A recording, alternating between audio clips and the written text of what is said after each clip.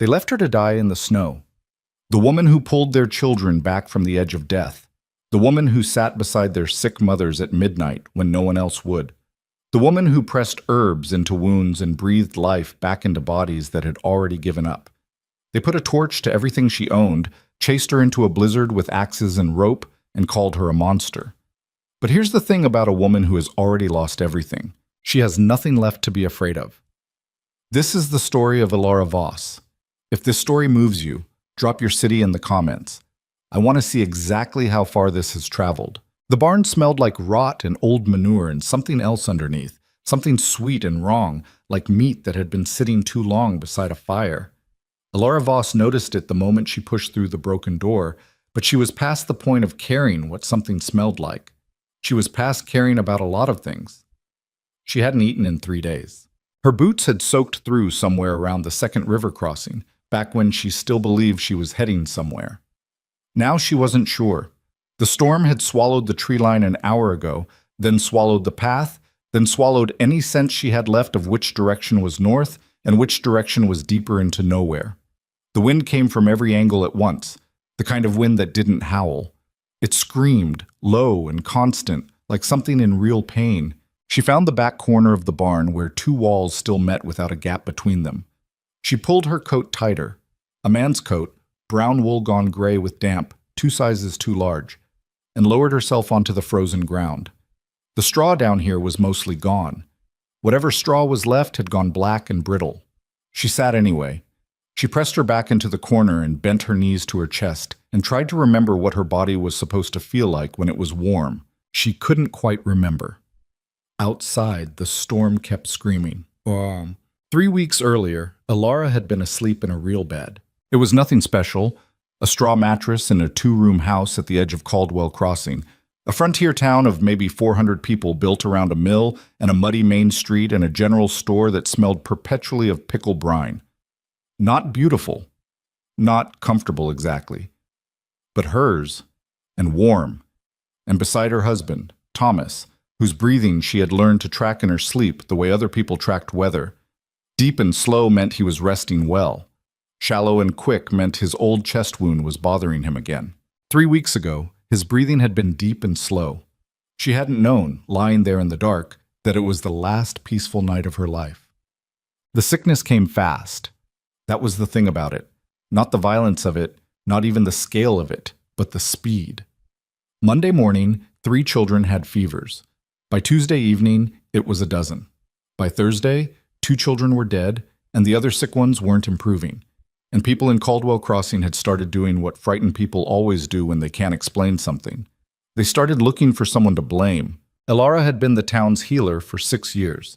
She'd come with Thomas when he took a carpentry contract and never quite left.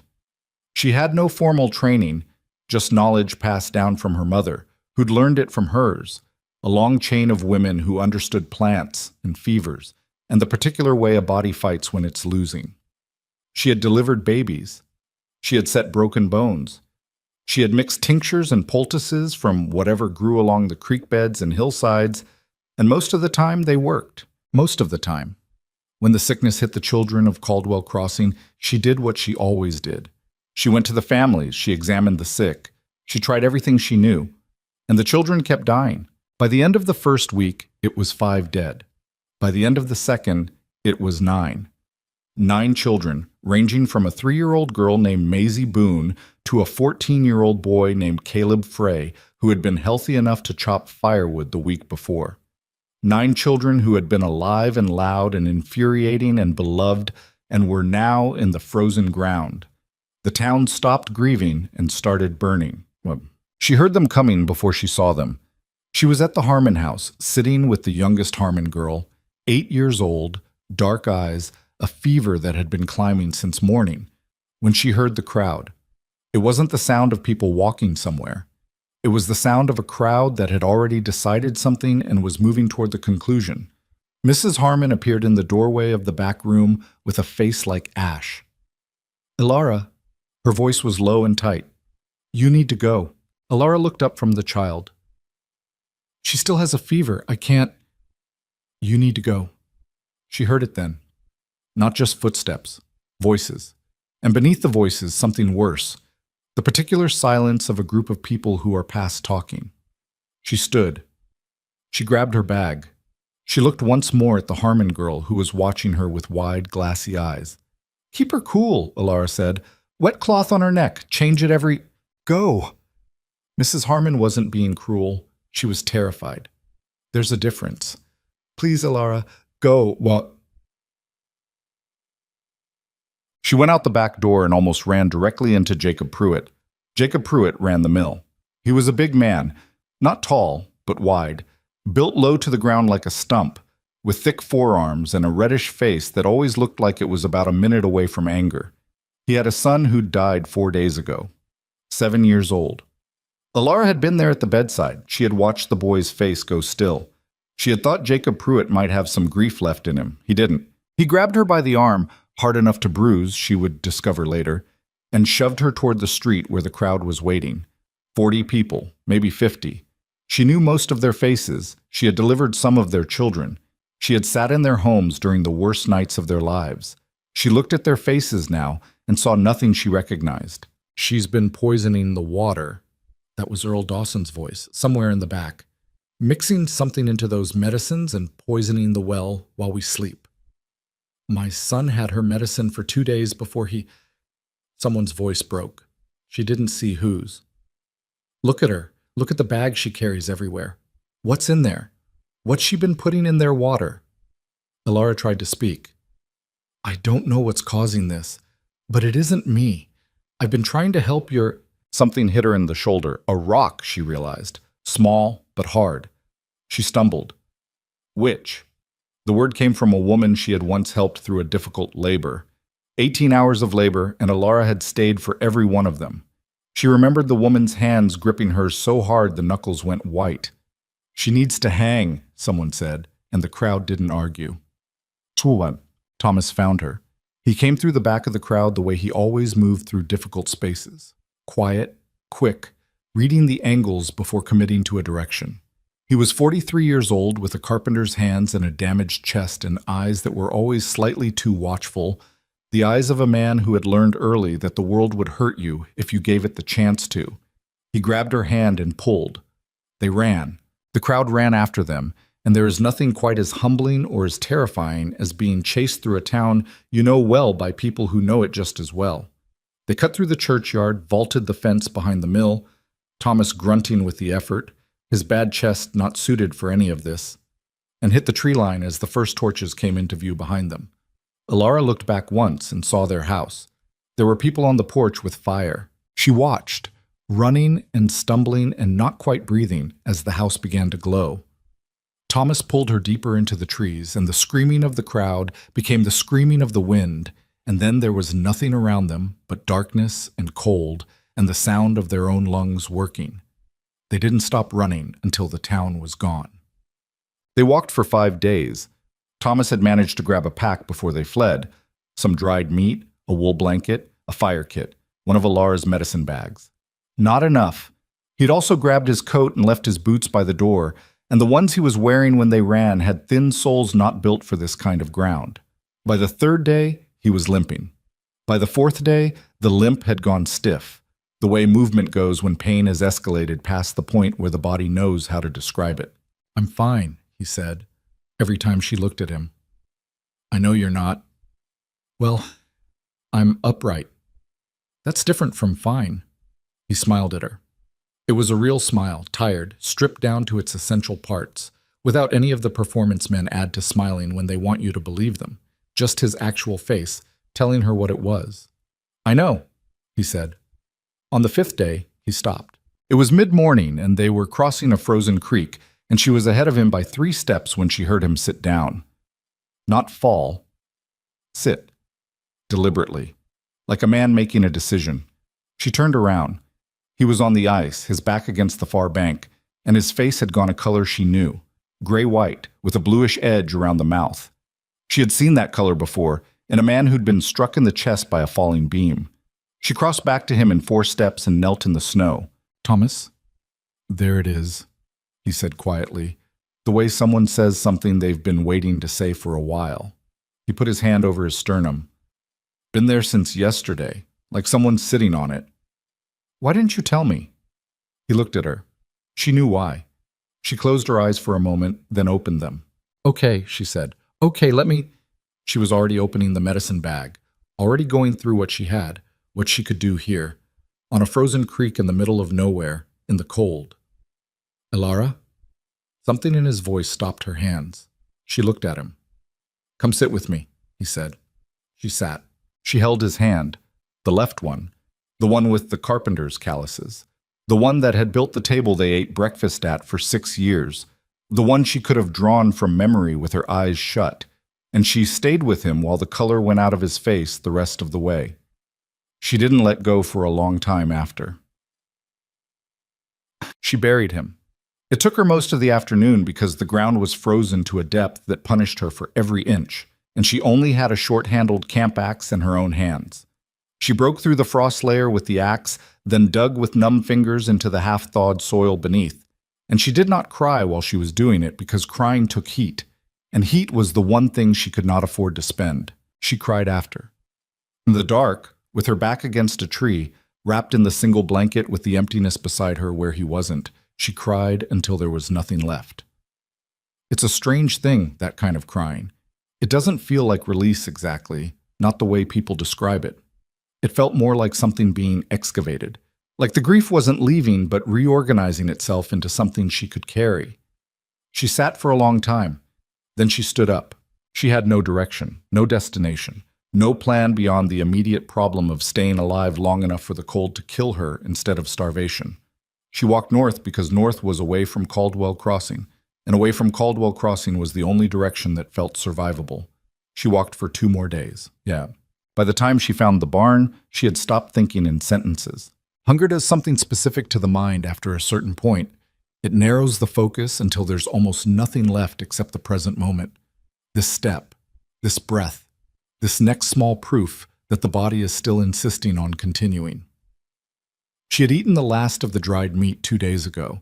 She had melted snow in her mouth until her jaw ached from the cold. She was past dizzy, past shaking. The cold had moved from something she felt on the outside to something she felt in the center of her, a deep bone-level wrongness that she recognized from patients who had come to her too late. She knew what hypothermia looked like from the inside. She was looking at it now. The barn was not shelter exactly, but it had walls on 3 sides and a partial roof and a corner where 2 surfaces met and blocked the wind, and she wedged herself into it and let her body do the last thing it had left. Surrender to stillness. She wasn't thinking about Thomas. She wasn't thinking about Caldwell Crossing, or the 9 dead children, or the woman who had held her hands during 18 hours of labor and then called her a witch. She wasn't thinking about the house burning, or the crowd with the torches, or Jacob Pruitt's grip on her arm. She was thinking about nothing, just the wind, just the cold, just the animal fact of being a living thing in the winter, and how long that could last.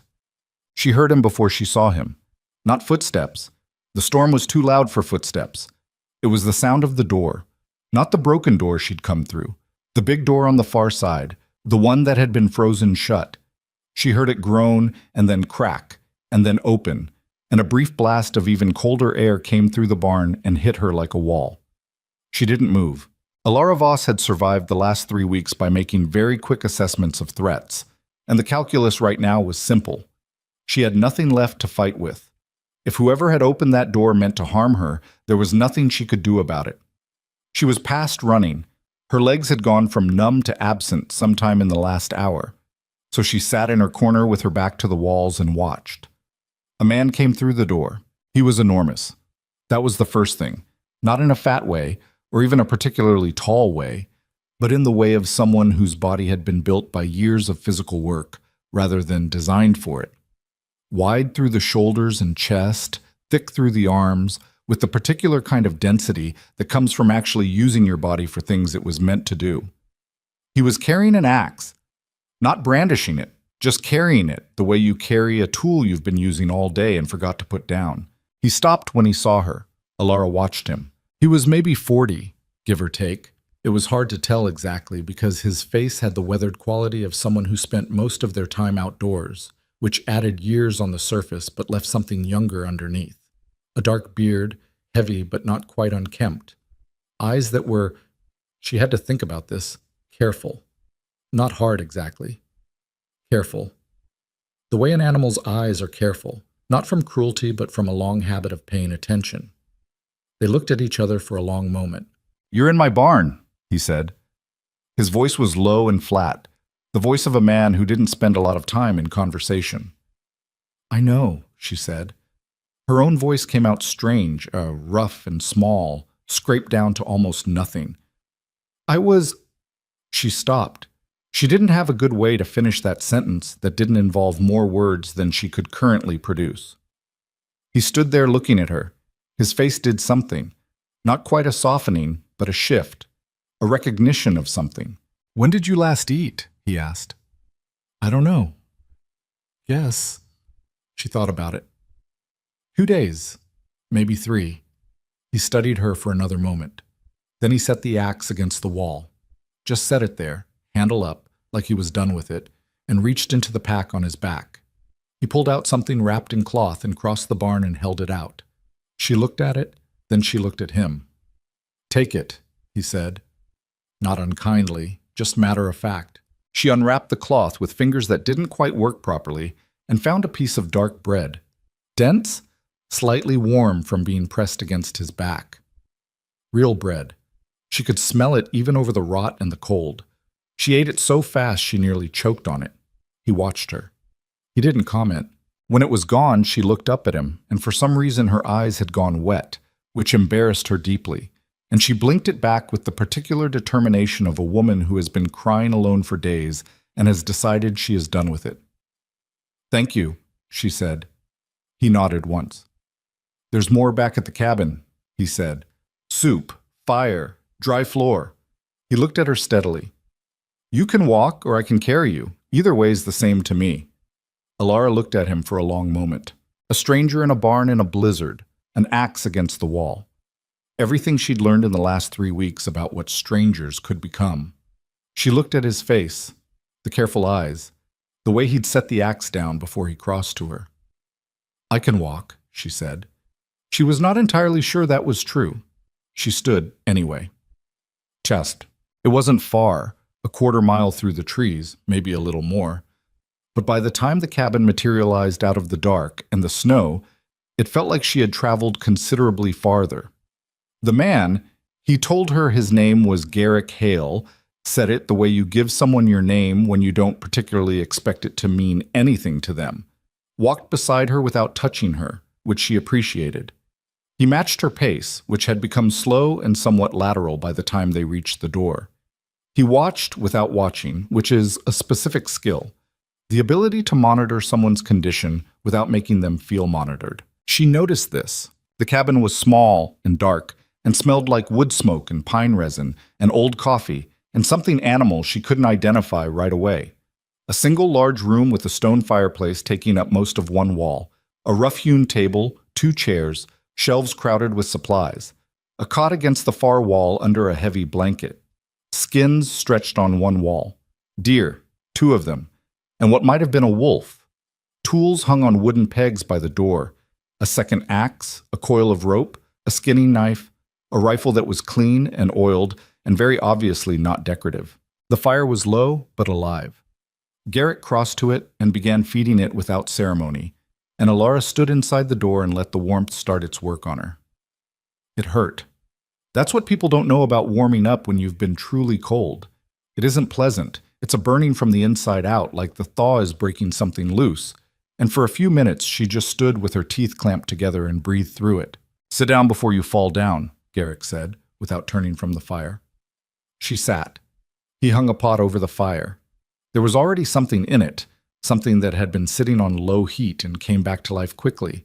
And she watched the steam begin to rise and smelled onion and fat and meat and something else, something herbal, thyme maybe. And she felt her body do something embarrassing and involuntary that she hoped he hadn't noticed. It made a sound. He handed her a bowl 20 minutes later, along with a spoon and a look that was trying not to be amused and was not entirely succeeding. She ate. She ate slowly this time, because she knew better than to wreck a stomach that had been empty too long, and she sat close enough to the fire that the color came back into her hands between bites. She was still in the man's coat, The brown wool coat that had been Thomas's, that still smelled of him in the collar when she got cold enough. And she didn't take it off. She wasn't ready to take it off. When the bowl was empty, she held it and looked at the fire. Garrick was sitting in the other chair, at a slight angle, not watching her directly, but aware of her in the way that people who live alone for long periods become aware of everything in a room. He had a mug of coffee, both hands around it. He wasn't pushing her to talk. She talked anyway. Not everything. Not yet. There was no trust built for everything. Not yet. And she had no illusions about that. But she told him enough. She told him she was a healer from a town 3 weeks' walk south. She told him children had died of a sickness she couldn't stop, and that the town had decided this made her responsible. She told him she and her husband had run, and that her husband hadn't made it. She said that last part flat, the way you say things you haven't yet found the full weight of. Garrick listened. He didn't say he was sorry. She was glad for that. She was tired of people saying they were sorry. Back at the town, in those first terrible days when children were still dying and people were still hoping, she'd heard it so many times it had started to feel like something people said instead of doing anything. He just listened, and when she stopped talking, he let the silence sit without filling it. After a while, he said, "You're not the first healer they've done that to." She looked at him. Something had moved across his face. Not grief exactly, but the residue of grief. The way a place looks after a fire has been through it. "My mother," he said, 20 years ago. Town not far from here, actually. She healed with plants. Same as you, sounds like. Woman died after she treated her, and that was all it took. He looked at his coffee. They decided she'd done it on purpose. Alara was quiet. She didn't, for what it's worth. The woman was already dying. My mother knew it, but she tried anyway because that's what she did. He turned the mug in his hands. Didn't matter what the truth was. They'd made up their minds. What happened? He was still for a moment. She died, he said, simply. The way someone says a true thing they've had a long time to make peace with, or almost make peace with. Alara looked at his face and understood several things about Garrick Hale at once. She understood why he lived out here, this far from anywhere. She understood the careful eyes and the axe he carried everywhere, and the way he'd approached her in the barn. Not threatening, not kind exactly, just human, in the way that someone is when they've decided that being human is a discipline rather than a default. She understood why he'd given her bread. "I'm sorry," she said, which felt strange, given that she'd just said she was tired of the word. But she meant it differently. She meant it like an acknowledgement rather than a condolence. He nodded once. Outside, the blizzard kept on. Inside the cabin, the fire built itself into something serious, and the soup pot steamed, and the two of them sat in the particular silence of people who have recognized something in each other and aren't sure yet what to do with that. Utam. She woke up on the cot. She didn't remember moving to it. She had a dim memory of Garrick saying something. "You're going to fall off that chair," and of the blanket being heavy in a way that felt deliberate, and then nothing. She had slept the way you sleep when your body has decided the argument is over. Light came through the single window, thin, gray-white, the light of a storm that's still going. She lay still and listened. She heard the fire. It had been banked low, but not out. She heard wind. She heard from somewhere outside and nearby the rhythmic sound of an axe working. She sat up carefully. Her hands were her own again. Color, feeling, movement. Her feet were swollen and sore, but present. She stood, slowly, and looked around the cabin in the daylight. It told her things. The shelves were organized in the specific way of a person who lives alone and depends on knowing exactly where everything is. Dried herbs in labeled jars. She looked more closely at some of the labels and recognized them. Yarrow, elderberry, something she thought might be valerian. Whoever had taught him, or whatever he'd learned on his own, he knew something about medicinal plants. His mother's knowledge, maybe, she thought. There was a second rifle she hadn't noticed the night before, and beside it a box of shells and a small toolkit for cleaning. A shelf of books. She tilted her head to read the spines. One was a Bible, worn smooth from handling. The others were practical. A guide to trapping, a surveyor's manual, something in a language she didn't recognize. And one other, stuffed with a strip of leather as a bookmark. A collection of botanical illustrations. She pulled it from the shelf carefully. It was old, the pages soft with age. Dozens of plants illustrated in careful ink lines, with their names and properties written in a small, tight hand she recognized as not the printer's hand, but someone's personal annotations. A woman's hand, she thought. She put it back when she heard the door. Garrett came in carrying a load of firewood, snow on his shoulders, face red from cold. He looked at her standing in the middle of the room and evaluated her the way he seemed to evaluate most things, quickly, without a lot of visible reaction. "You're upright," he said. "Notice the shelves," she said. He set the wood down by the fire and didn't answer. "The herbs. Whoever taught you had good knowledge." He was quiet a moment. "My mother." She nodded. He began rebuilding the fire without looking at her. "I'm going to check the traps north of here. Takes maybe 2 hours. There's water on the shelf, bread in the tin on the left, and—" He stopped. "You can go through anything in here. I don't care." It was an odd thing to say. She looked at him. "I mean, you're not a prisoner," he said, with the slight discomfort of a man who has said something that sounded warmer than he intended and isn't sure how to adjust for it. "Go through the medicine things if you want. You probably know more about half of it than I do." "Your mother's book," she said. "On the shelf." He went still, just for a half second. "Yes," he said. She didn't push it. He left, and she stood in the warm cabin with the smell of wood smoke and the wind against the walls, and she thought, "I don't know this man." She thought, "He fed me bread in a barn and brought me here and gave me his only cot, and is now letting me go through his mother's things." She thought, "In a town of 400 people I had lived for 6 years, and they chased me into a blizzard with a rope." She sat down in one of the chairs and put her face in her hands. She did not cry. She was past crying for the moment. She just sat and let the warmth be actual, and tried to understand what it meant to still be alive. He was back in less time than he'd said. Barely an hour, moving faster than usual, and she saw from his face when he came through the door that something had changed while he was out. "Company," he said. Flat, controlled, but not the everyday kind of flat. The kind that's covering something underneath. She stood. "What?" "3 men, half-mile south, coming this direction." He was already moving, crossing to the window, looking out the side, then to the rifle by the door. "I heard them before I saw them. They're talking loud, which means they're not hunting." He looked at her. "You recognize anyone from Caldwell Crossing? Big man, red-faced, would have come out of a mill?" She felt it like cold water. "Jacob Pruitt," she said. He nodded once. "Matches what I saw. He's got 2 others with him, armed." Alara looked at the door. "I'll go. I don't want—" "You'll die," he said, simply. Not cruel, not dramatic, just accurate. "You took 2 steps outside right now. You'd last maybe 4 hours. Storm's easing, but it hasn't eased enough." He was already looking around the cabin with a different kind of attention now, the calculating attention of someone laying out options. "Can you fit through that floor hatch?"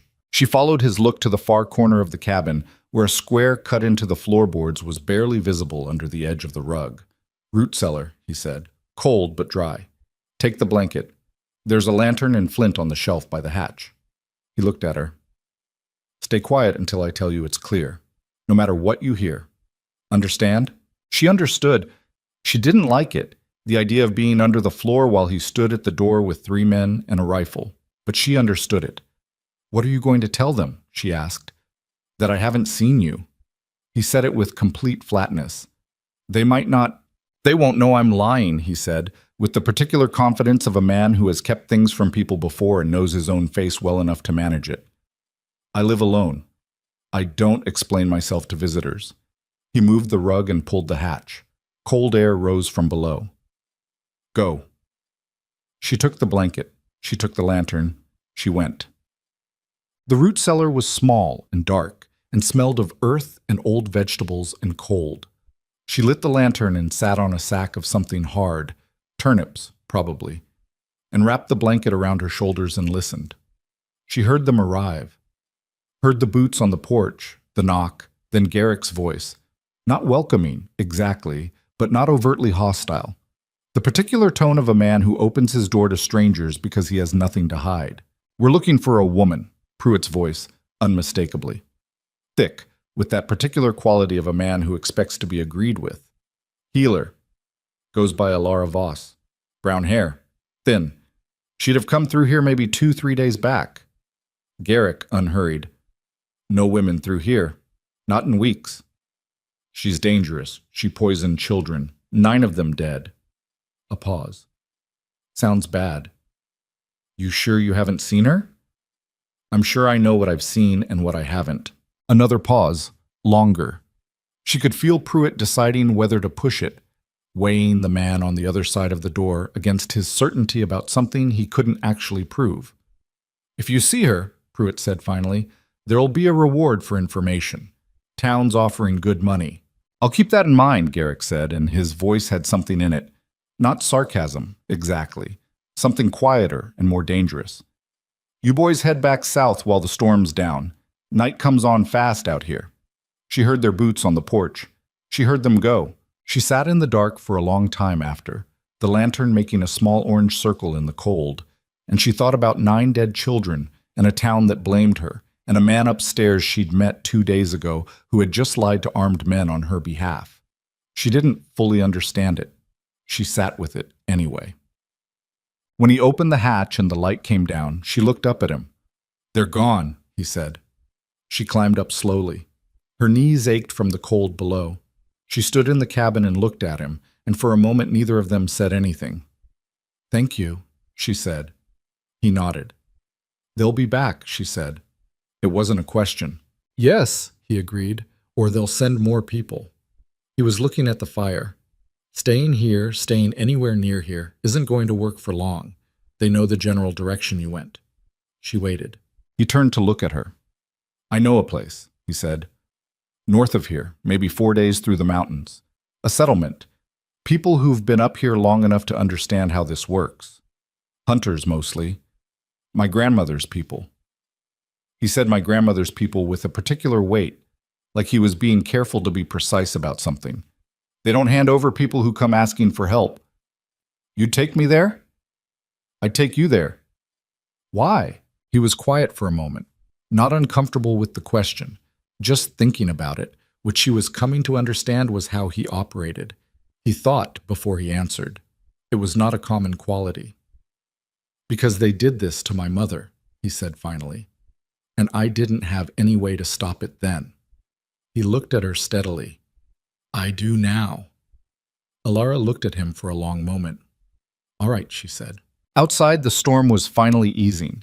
Inside the cabin, the fire burned steady, and the annotated botanical book sat in its place on the shelf. And somewhere south of them, 3 men with a reward offer were making their way back toward a town that had destroyed things it should have protected. But that was south. She was going north. Tomasem. They left before dawn. Garrick packed with the efficiency of someone who had done it many times and knew exactly what the weight limit was. He gave her a second pair of wool socks from a drawer, which she accepted without comment. He gave her proper boots, not his size, not even close, but stuffed with rags they were functional in a way her own boots were not. He checked the rifle, loaded it, slung it over one shoulder with the axe over the other. Alara packed what she had, which was almost nothing. She paused at the door and looked back at the cabin once, at the fire burning low, at the shelves, at the botanical book with its worn leather spine. And she thought about a woman 20 years ago who had come to this wilderness and made a life in it and been destroyed anyway. She thought, I won't be. Not a vow exactly. Not something she felt certain about, just a direction. She turned and walked out into the dark and the cold and the vast silence of the northern forest. And Garrick Hale walked beside her, and the trees closed around them both. Behind them, the cabin stood alone in the clearing, smoke curling from the chimney in the gray pre-dawn, small and warm against the immensity of the winter. A brief interruption of warmth in all that cold, visible for a few minutes, and then swallowed by the trees. Gone. The first day north was the hardest thing Alara had done since burying Thomas. Not because of the terrain, though the terrain was punishing enough. Frozen creek crossings and slopes that looked gentle from a distance and turned into something else entirely underfoot. Not even because of the cold, which had settled into the particular dry brutality of a front that had moved through and left everything brittle in its wake. It was hard because her body had decided, now that it had been fed and warmed and rested for a full night, that it was ready to present the full bill for everything the last 3 weeks had cost it. Her feet blistered inside the borrowed boots before noon. The rags Garrick had stuffed them with shifted and bunched, and she didn't say anything about it, just adjusted her gait slightly to keep the worst pressure off the heel of her left foot, which she was fairly sure had broken open. Her hands were functional but stiff, the joints aching in the deep, specific way that cold damage lingers even after warmth has returned. Her back hurt. Her ribs hurt. She hadn't noticed until now, until she was moving consistently, but 2 of them on the right side had a grinding quality that suggested she'd taken more damage from that rock in Caldwell Crossing than she'd registered at the time. She walked anyway. She kept up. Garrick moved through the forest the way water moves through rock, not fighting the shape of things but reading it, finding the line of least resistance without ever looking like he was looking for it. He knew where the ground would hold and where it wouldn't. He knew when the ice on a crossing was trustworthy and when it wasn't, and she learned quickly to watch where he put his feet rather than deciding for herself. He didn't narrate any of this. He just moved, and she followed, and gradually the rhythm of it became its own kind of language. Around midday, he stopped at a fallen tree and sat on it and pulled food from the pack without ceremony. More bread, dried meat, a small tin of something she eventually identified as rendered fat mixed with dried berries, which tasted extraordinary in the way that only things you eat when you're genuinely hungry can taste extraordinary. She sat beside him, not quite close, and they ate without talking for a while. "Your ribs," he said. She looked at him. "The way you're holding your arm," he said. "Something's wrong on that side." She wasn't aware she'd been holding her arm any particular way. "It's fine." He gave her a look that communicated, without a single word, that he had spent enough time in the wilderness to know the difference between fine and choosing not to address it. "2 ribs," she said. "Maybe cracked. Not broken through. I've been moving on them for 2 weeks already." "Does anything shift when you breathe deep?" She breathed deep, experimentally. "Pain, yes. Movement, no. No. Then they'll hold." He looked back at the trees ahead. "But tell me if that changes." She nodded. A beat of silence. "You know enough to ask the right questions. My mother taught me some things before—" He stopped, recalibrated. Before she couldn't anymore. Elara looked at the side of his face. He was watching the middle distance with that watchful, almost not there quality of someone who has gotten very skilled at being present in their body while sending their mind somewhere else. "How old were you?" she asked. 17? "Old enough to remember everything." "Yes," he said. "Just that." They finished eating and kept walking. The afternoon brought clouds back in from the northwest. Not storm clouds, not yet, but the heavy gray ceiling that meant the reprieve wasn't permanent. The light went flat and strange, the kind of light that makes distances hard to judge and shadows disappear. Elara kept her eyes on the ground, on her footing, on the back of Garrick's pack when the trail narrowed and she had to walk single file behind him. She thought about Thomas, not in a sustained way. Her mind wasn't capable of that yet, wasn't ready to sit with it, but in the way grief comes in those first weeks, in flashes. The particular way he'd laugh at his own jokes before the punchline, the way he smelled in the morning, the expression on his face on the frozen creek when he said, "Come sit with me," which she understood now was him telling her what was happening and also telling her it was all right to stay. She pressed her thumbnail hard into her palm and came back to the present. One thing at a time. By late afternoon, they had covered what Garrick estimated was 12 miles, which he said with neither pride nor apology, simply as information. He found a campsite the way he found everything else, by knowing what to look for rather than by looking. A granite outcropping with a natural windbreak on the north side. Dry ground underneath a canopy of pine that had kept the worst of the snow off. He had a fire going in 20 minutes, using dry bark and a method with the fire kit that was faster than anything Elara had seen, and she filed this away without comment because there were things he knew that she didn't, and she was not too proud to pay attention. She helped where she could, gathering additional wood, filling the tin cup with snow, and setting it to melt for water. Her hands had loosened up over the course of the day's movement, and she was grateful for something to do. Uselessness was something she'd never been comfortable with, even less so now. They ate a simple meal, and Garrick arranged the watch. He would sleep first, a few hours, then she would keep the fire while he slept again. She tried to argue that she could take the first watch. "You're still warming up from the inside," he said. "You need the sleep more than I do right now." "I slept last night." 3 days of near starvation and hypothermia doesn't fix in one night. She wanted to push back. She was tired enough that she didn't. She lay down near the fire wrapped in the heavy blanket and was asleep before she'd finished the thought she was having.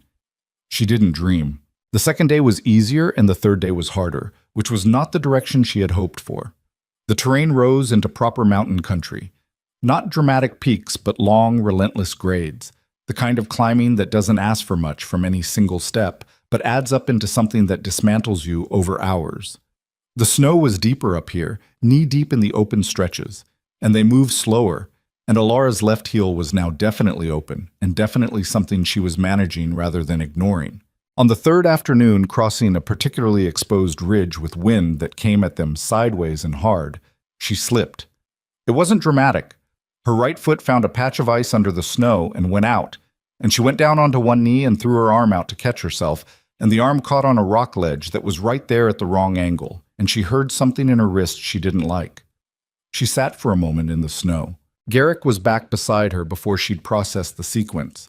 He crouched down without any fuss and took her wrist in his hands, not roughly, but firmly, the way someone handles something they intend to assess rather than comfort. "Move your fingers," he said. She moved them. "Make a fist." She made something approximating a fist. It hurt. The fingers worked. "Sprain," he said. "Bad one. Nothing's displaced." He looked at her face. "I have linen in the pack. I'll wrap it at camp. I can keep moving." "I know you can." He stood and held out his hand, not the injured wrist, the other one. "Take it on this side so you don't have to use the bad arm on the slope." She looked at the hand. She took it. They finished the ridge crossing with him slightly ahead and below her, braced against the angle, and she was aware of his grip, solid without being a grip that trapped, the kind of hold that could be released instantly. And she was aware that she trusted it, which surprised her somewhat given how recently she had trusted anyone. He wrapped her wrist at camp that evening, with a competence and focus that told her this was not his first time managing someone else's injury in the field. He was quieter than usual while he did it, concentrating. When he was done, he tied off the end of the linen and sat back and looked at his work. "It'll hold," he said. "It already holds. Just hurts." "Pain's not the problem." He looked at her. "If the swelling gets above the wrap line, tell me." "I will." He nodded and got up to tend the fire, and she sat with her wrapped wrist in her lap and watched him and thought about the strange mathematics of trust, how it's built, how it's earned, how sometimes it arrives before it's technically justified. The fourth day. The mountains pulled back in the late morning, and the ground leveled and the trees opened up, and Garrick stopped at the edge of a long valley and said, "There."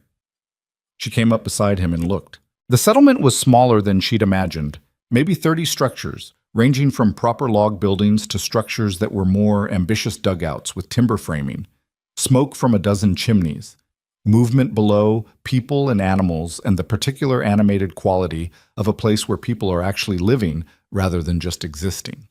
A high log fence along two sides, not a fortification exactly, but a marker, a definition of the space. After 3 weeks of nothing but trees and cold and the specific loneliness of being hunted, the sight of it hit her somewhere in the chest. She didn't say anything. She didn't need to. Garrick glanced at her once, then looked back at the valley. "They'll want to know who you are," he said. "My grandmother will want to talk to you." "All right." "She'll ask hard questions." "I've been answering hard questions for 3 weeks," Alara said. "The difference now is I'm warm enough to answer them properly." Something moved in his face. Not quite a smile. He seemed to do most of his expressing in the region just short of smiling. "She's going to like you," he said. "She likes people who don't flinch." "I flinch," Alara said. "I've just gotten faster at recovering." This time he did smile. Brief, real, a little crooked on the left side. It changed his face entirely, the way a single light changes a dark room, and she looked away before she spent too much time noticing it. They went down into the valley. The settlement's name was Harrow's Rest, which Garrick explained had nothing to do with anything poetic. A man named Harrow had founded it, died of a snake bite 6 months later, and the name stuck the way names do when there's nothing better to replace them with. The people here were mostly hunters and trappers and their families, with a few others who had come north for various reasons that weren't always explained and weren't always asked about. This, Garrick said, was the general culture of the place. You said what you wanted to say about yourself, and nobody pressed you on the rest. They were met at the edge of the settlement by a man with a hunting rifle and a beard longer than Garrick's, who looked at Alara with a neutral assessment, and at Garrick with something warmer. "Didn't expect you back until spring," the man said. "Plans change," Garrick said. The man looked at Alara again, not hostile, measuring. "She with you?" "She's with herself," Garrick said. "I'm just the one who knows the route." The man considered this and apparently found it acceptable, because he stepped aside and they walked through. The settlement had a center structure larger than the others. A long hall, timber-built, with a stone chimney at each end and a door that had been patched and repaired so many times it was more patched than original door. This was where Garrick took her first. Inside, at a table near the east fireplace, a woman was working through a ledger with the careful concentration of someone who has been keeping accounts long enough to know that the numbers matter even when everything else is in chaos. She was old, genuinely old, in the way that people who've survived long enough become old, not gently but comprehensively. White hair pulled back severely, hands that were gnarled with something, arthritis probably, but still moving the pen with precision. She didn't look up immediately when they came in. "Garrick," she said, still writing, "you smell like 4 days in the woods." "6, actually." "Hello, Nora." She looked up then, and her eyes went to Alara with an attention that was not unkind, but was entirely without softness. These were eyes that had evaluated a great many people over a great many years, and had lost their patience for both excessive charity and excessive suspicion, arriving instead at something sharper and more useful, simple assessment. "Sit down," she said, to both of them. They sat. Garrick said, "Her name is Alara Voss. She's a healer, a town south of here." "Let her tell it," Nora said. Alara told it. She told it the way she had been telling it to herself for the last 4 days. Stripped of self-pity, stripped of the parts where she lingered too long on what she'd lost, reduced to the essential sequence. What happened, what she knew, what she didn't know, what she needed. She told it looking at Nora's face, not at the table, not at her hands. Nora listened without interrupting. When Alara finished, the old woman was quiet for a moment. Then she said, 9 children, 9 that I know of. There may have been more after I left. And you don't know what caused it. I know what didn't cause it. Me." Alara held the old woman's gaze. "I've been going over everything I tried, everything I saw. The pattern of the sickness, the progression, the specific symptoms. It's not consistent with any poison or illness I could have introduced. Something was already wrong in that town before the first child got sick. I just couldn't find what." Nora looked at her for a long moment. Then she looked at Garrick. Then she looked back at Alara. "Healers," she said, with the particular weight of someone who has watched the same story play out more than once, "are the first people frightened communities turn on. I have seen it 4 times in my life. 4 healers, 4 different towns, 4 different reasons." She folded her hands on the ledger. Every time what they were really afraid of was the thing the healer couldn't fix, not the healer. She paused. "That doesn't make it right. It doesn't make it survivable without help. But it's the truth of it," Alara said. "I know." She had known it, even in Caldwell Crossing, even when Jacob Pruitt had his hand on her arm. She had known the fear was about the dead children, not about her. Knowing it hadn't stopped her from running. "You can stay," Nora said. It wasn't phrased as generosity. It was phrased as a fact. "We have sick and injured here who could use someone who knows what they're doing. You'll earn your keep. If anyone comes looking for you," she glanced at Garrick. "Anyone come looking?" 3 men, 4 days back," he said. "Offered a reward. I turned them around." Nora nodded, unsurprised. "If anyone comes looking, we'll deal with that when it comes." She picked up her pen and looked back at the ledger. "Marta will show you where you can sleep. There's a boy in the second cabin with a chest infection that's been dragging on. If you're up to it tomorrow, I'd appreciate eyes on him. Alara understood she had been dismissed. She stood. At the door she stopped and turned back. "Why?" she said. "You don't know me." Nora didn't look up from the ledger. "I know Garrick," she said, "and Garrick knows people." A pause. The pen moved. "Also, you just told me a difficult true story without once asking me to feel sorry for you. I find that encouraging." Alara looked at the old woman's bent head for a moment. Then she went out. Outside, the valley spread around her in the thin winter light. Real structures, real smoke, real people moving through their ordinary, difficult days. She stood still for a moment in the cold and let the reality of it arrive. That she was somewhere with walls and warmth and people who were not, at this particular moment, trying to kill her. That she had her medicine bag and her knowledge, and a boy with a chest infection who might benefit from both. Garrick came out behind her and stood a few feet away, looking at the same view. "She likes you," he said. "She didn't say that." "She offered you work," he said. "Same thing." Alara turned to look at him. He was watching the settlement with that watchful, quiet quality she had come to recognize as his resting state. Always present, always reading the room, the tree line, the weather, the people. "Thank you," she said, for the fourth time. It still didn't feel like enough, and she suspected it never would feel like enough. And she suspected he would continue to accept it with the same brief nod each time without making her feel the inadequacy of it. He nodded. She went to find Marta. The cabin she was given was small and cold at first, and smelled of resin and old leather and something faintly medicinal, like someone had boiled dried plants in it once and the smell had gotten into the walls. She got the small stove going. The flint was right there, the wood was stacked, the knowledge was in her hands. And she sat on the edge of the narrow bed, and took off the borrowed boots and looked at her heel. It was what she'd thought it was. Blistered, broken, raw. She cleaned it with what she had in the medicine bag, wrapped it with the last of her clean linen, and lay back on the bed in her clothes and stared at the ceiling. Outside, Harrow's Rest went about its evening. She heard voices, low and indistinct, a child laughing somewhere. The sound of something being chopped. Not an axe, a knife, probably food preparation. The ordinary sounds of people existing in the same space at the same time, which she had stopped noticing until she'd been without it long enough for the absence to leave its shape. She put her arm over her eyes. "Thomas?" she thought.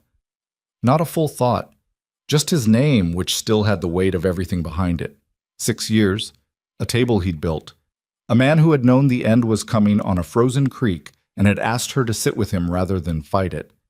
She lay there with his name for a while. Then she put it somewhere she could carry it and got up to check that the stove damper was set right, and looked out the small window at the last light going out of the valley and the first stars coming in.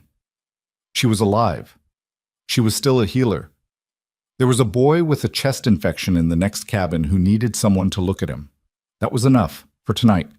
That would have to be enough. The boy's name was Denny, and he was 9 years old, and he had been sick long enough that he'd stopped complaining about it, which was the part that worried Alara most. Children who are genuinely ill but still fighting will tell you about it. They whine, they cry, they negotiate, they demand to know when they'll be better with the particular urgency of someone who has things to get back to. Denny wasn't doing any of that. He was lying in his bunk with the flattened stillness of a child who had made a private agreement with his body to just wait it out, one way or the other. His eyes tracked her when she came in, but he didn't speak. His mother, a lean woman named Sable, with dark circles so deep they looked permanent, hovered near the door with her arms crossed tight over her chest. "He's been like this 4 days, Sable said. Breathing got noisy 3 days ago." Alara set her bag on the small table beside the bunk and began the examination without preamble. Temperature by touch at the throat and chest, the specific sound of his breathing with her ear against his back, the color of his lips, and the tissue inside his lower eyelid. She pressed gently along his rib cage and watched his face. He winced on the right side.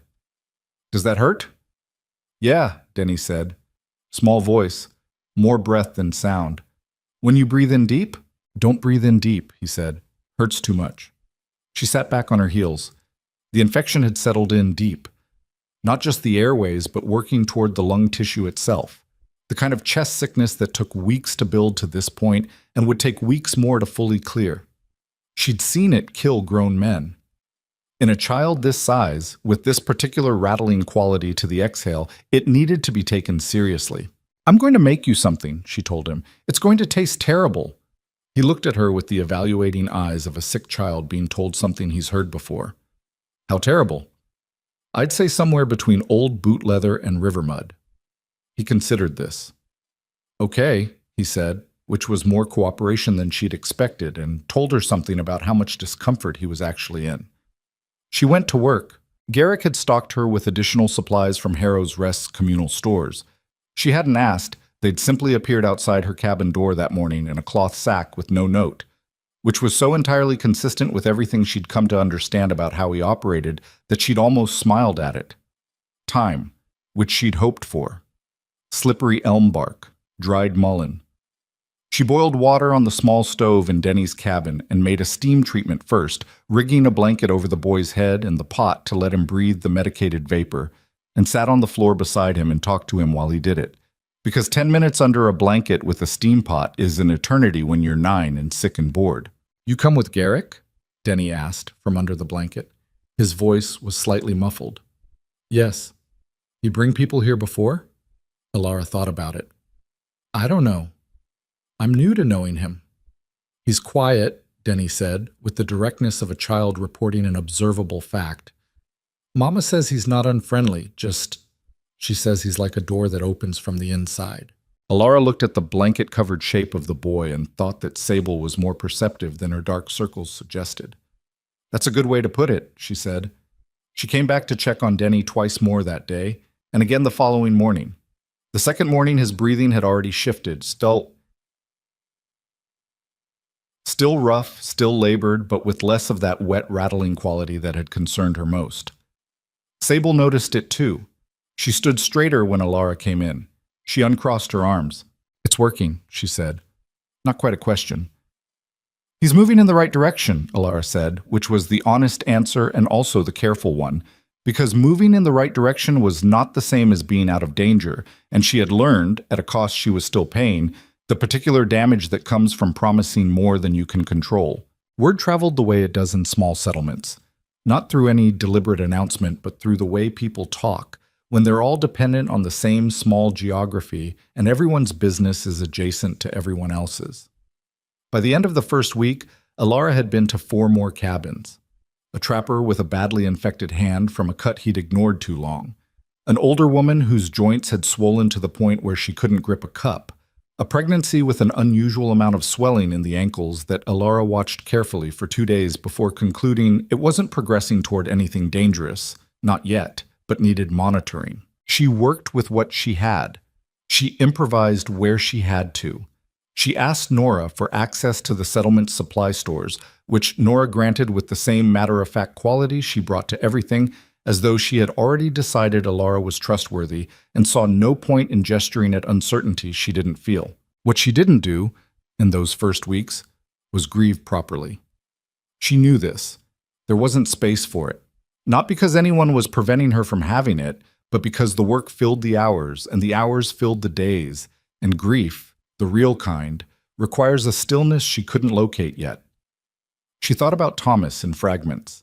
She thought about Caldwell crossing less than she expected, or maybe she was just better at recognizing when her mind was heading there and redirecting. She was getting good at redirecting. Garrick she saw most days, but not in any arranged way. Harrow's Rest was small enough that paths crossed naturally. At the well, at the supply hall, at the communal fire that people gathered around in the early evenings when the work was done. He was usually on the edge of these gatherings, rather than in the center of them, which she was coming to understand was simply where he was comfortable, the same way some people are always drawn to windows in a crowded room. He checked on Denny without making a point of it.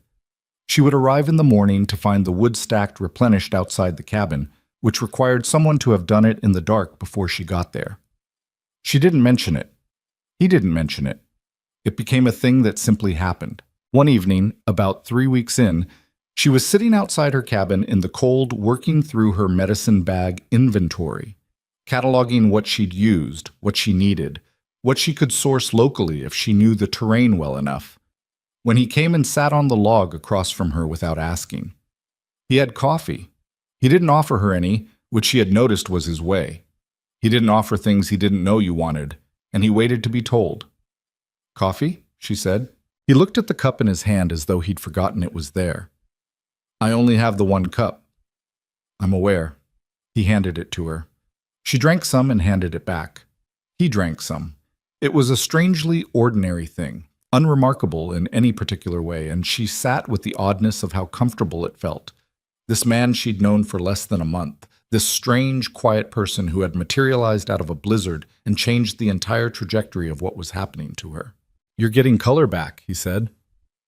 I was gray? You were past gray. More like something that used to have color. She looked at her own hands. He wasn't wrong. The rawness had healed mostly. The wrist was still tender but functional. Her ribs had settled into a dull background ache she'd mostly stopped noticing. I had a good diet of near-death experiences, she said, very clarifying for the complexion. He made a sound that might have been a laugh if it had committed more fully to the endeavor. She looked back at her inventory list. I need to know the terrain north of the ridge, she said. There should be stands of birch up there. I need the inner bark, and I'm almost out of yarrow, which grows along water. If the creek above the valley hasn't frozen solid, there might still be— I'll take you up tomorrow, he said. She looked at him. I wasn't asking you to. I know the terrain north of the ridge. You don't. He said it without inflection, simply as relevant information. Also, it's not safe to go alone until you know which slopes have unstable snow. She considered arguing. She was very aware that she was capable of making her own decisions about risk. She was also aware that she didn't actually know which slopes had unstable snow, and that knowing which slopes had unstable snow was exactly the kind of knowledge that mattered out here. Fine, she said. Fine, he agreed. They went up the next morning, and it was the first time since leaving the cabin south that they walked without the urgency of going somewhere. There was nowhere to be except back by dark. The pace was different, easier. She noticed things she hadn't had the capacity to notice before. The way the light came through the snow-laden pines in long, flat shafts. The particular silence of high country that isn't empty, but full of things holding still. Garrick named things as they walked, not in a tour guide way. More like someone thinking out loud who had forgotten you were there and was simply verbalizing an ongoing internal catalog. That ridge is where the elk come down in early spring. That stand of fir is older than the settlement, probably older than anyone's grandfather. She found her birch. She found yarrow, just where she'd thought, along the creek edge where the water moved fast enough to stay clear of ice. She worked with her knife in her hands, and he watched without hovering, occasionally handing her a jar or holding back a branch, present without being intrusive. Coming back down, navigating a steeper section, her boot slid on a buried root, and she grabbed the nearest solid thing, his arm, as it happened, because he was right there, and caught herself without going down. She let go immediately. I've got terrible luck with slopes, she said. You've got fine luck. You keep not going all the way down. She looked at him, and he was already looking ahead, watching the line of descent. But there was that thing happening in the corner of his expression again, that almost smile, that door opening just a crack. She followed him down. The fragile peace Harrow's rest had given her lasted until the 4th week, when a rider came in from the south. He arrived at dusk, his horse blown and foam-flecked, and he was barely off the animal before he was asking for whoever was in charge. Someone pointed him to Nora's hall. Alara was there, as it happened, going through the supply records with Nora, trying to estimate what she'd need through the rest of the winter. She was the one who looked up when the rider came through the door, and she was the one who recognized, from the way his face moved when he saw her, that she was part of why he'd come. Not to hurt her. His face was frightened, not angry, but she felt it anyway. That cold precautionary fear, the instinct developed over 3 weeks of being hunted. You're the healer, he said. Voss. I am, she said. He looked at Nora. He looked back at Alara. There's a group coming from Caldwell Crossing, bigger than before. I heard 20, maybe 25 men. They know you're up here, roughly. Someone talked. He was breathing hard, still catching up from the ride. 3 days behind me, maybe 4 if the weather holds bad. They've got rope. The room went quiet. Nora set down her pen with the careful deliberateness of someone controlling a reaction. She looked at Alara. Alara was looking at the table. Her hands were flat on the wood, and she was doing the things she'd been doing since Caldwell Crossing, cataloging options, working through the sequence, not letting the fear make the decisions before the thinking was done. 25 men with rope. She could run. Again. North of here, into terrain so remote that no crowd from any town would follow. She could disappear so thoroughly that they'd never find her and spend the rest of her life being someone who disappeared.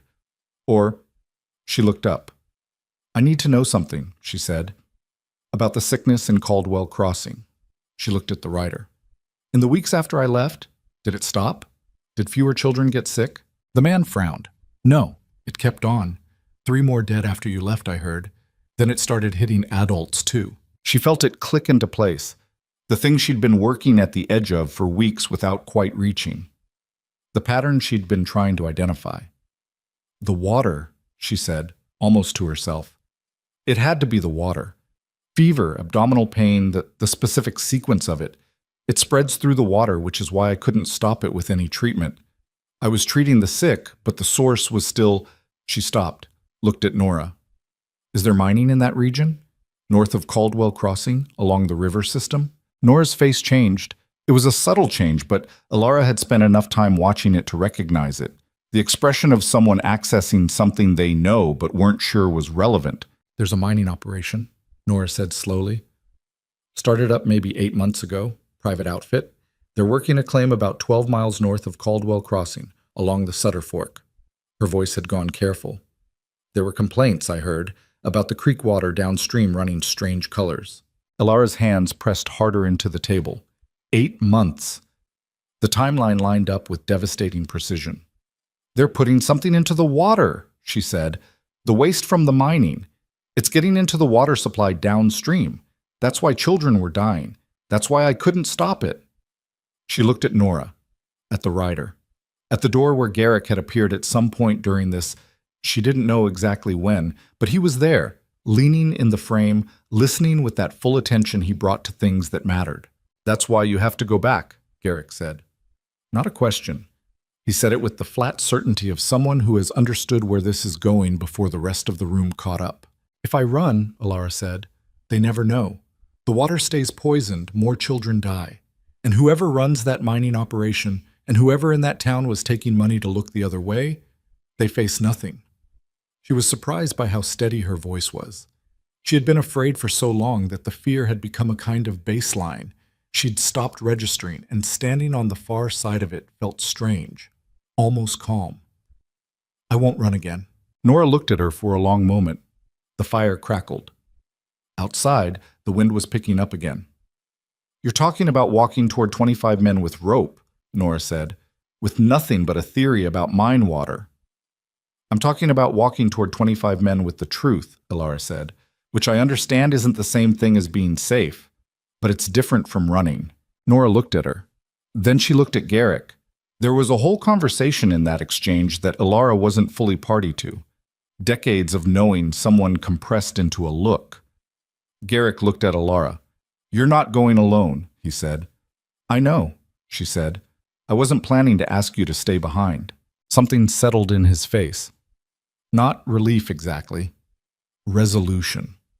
The particular quality of a man who has made a decision that aligns with something he's been carrying for a long time and is glad to finally set it down by walking toward it. I'll talk to Brennan, he said, Brennan being the man with the long beard who'd met them at the settlement's edge on arrival, who turned out to be the closest thing Harrow's Rest had to a security arrangement. We'll need to move before they get here. Don't want the fight coming to the valley. Nora was already looking back at her ledger, which was, Alara had come to understand, not dismissiveness, but the way Nora processed decisions.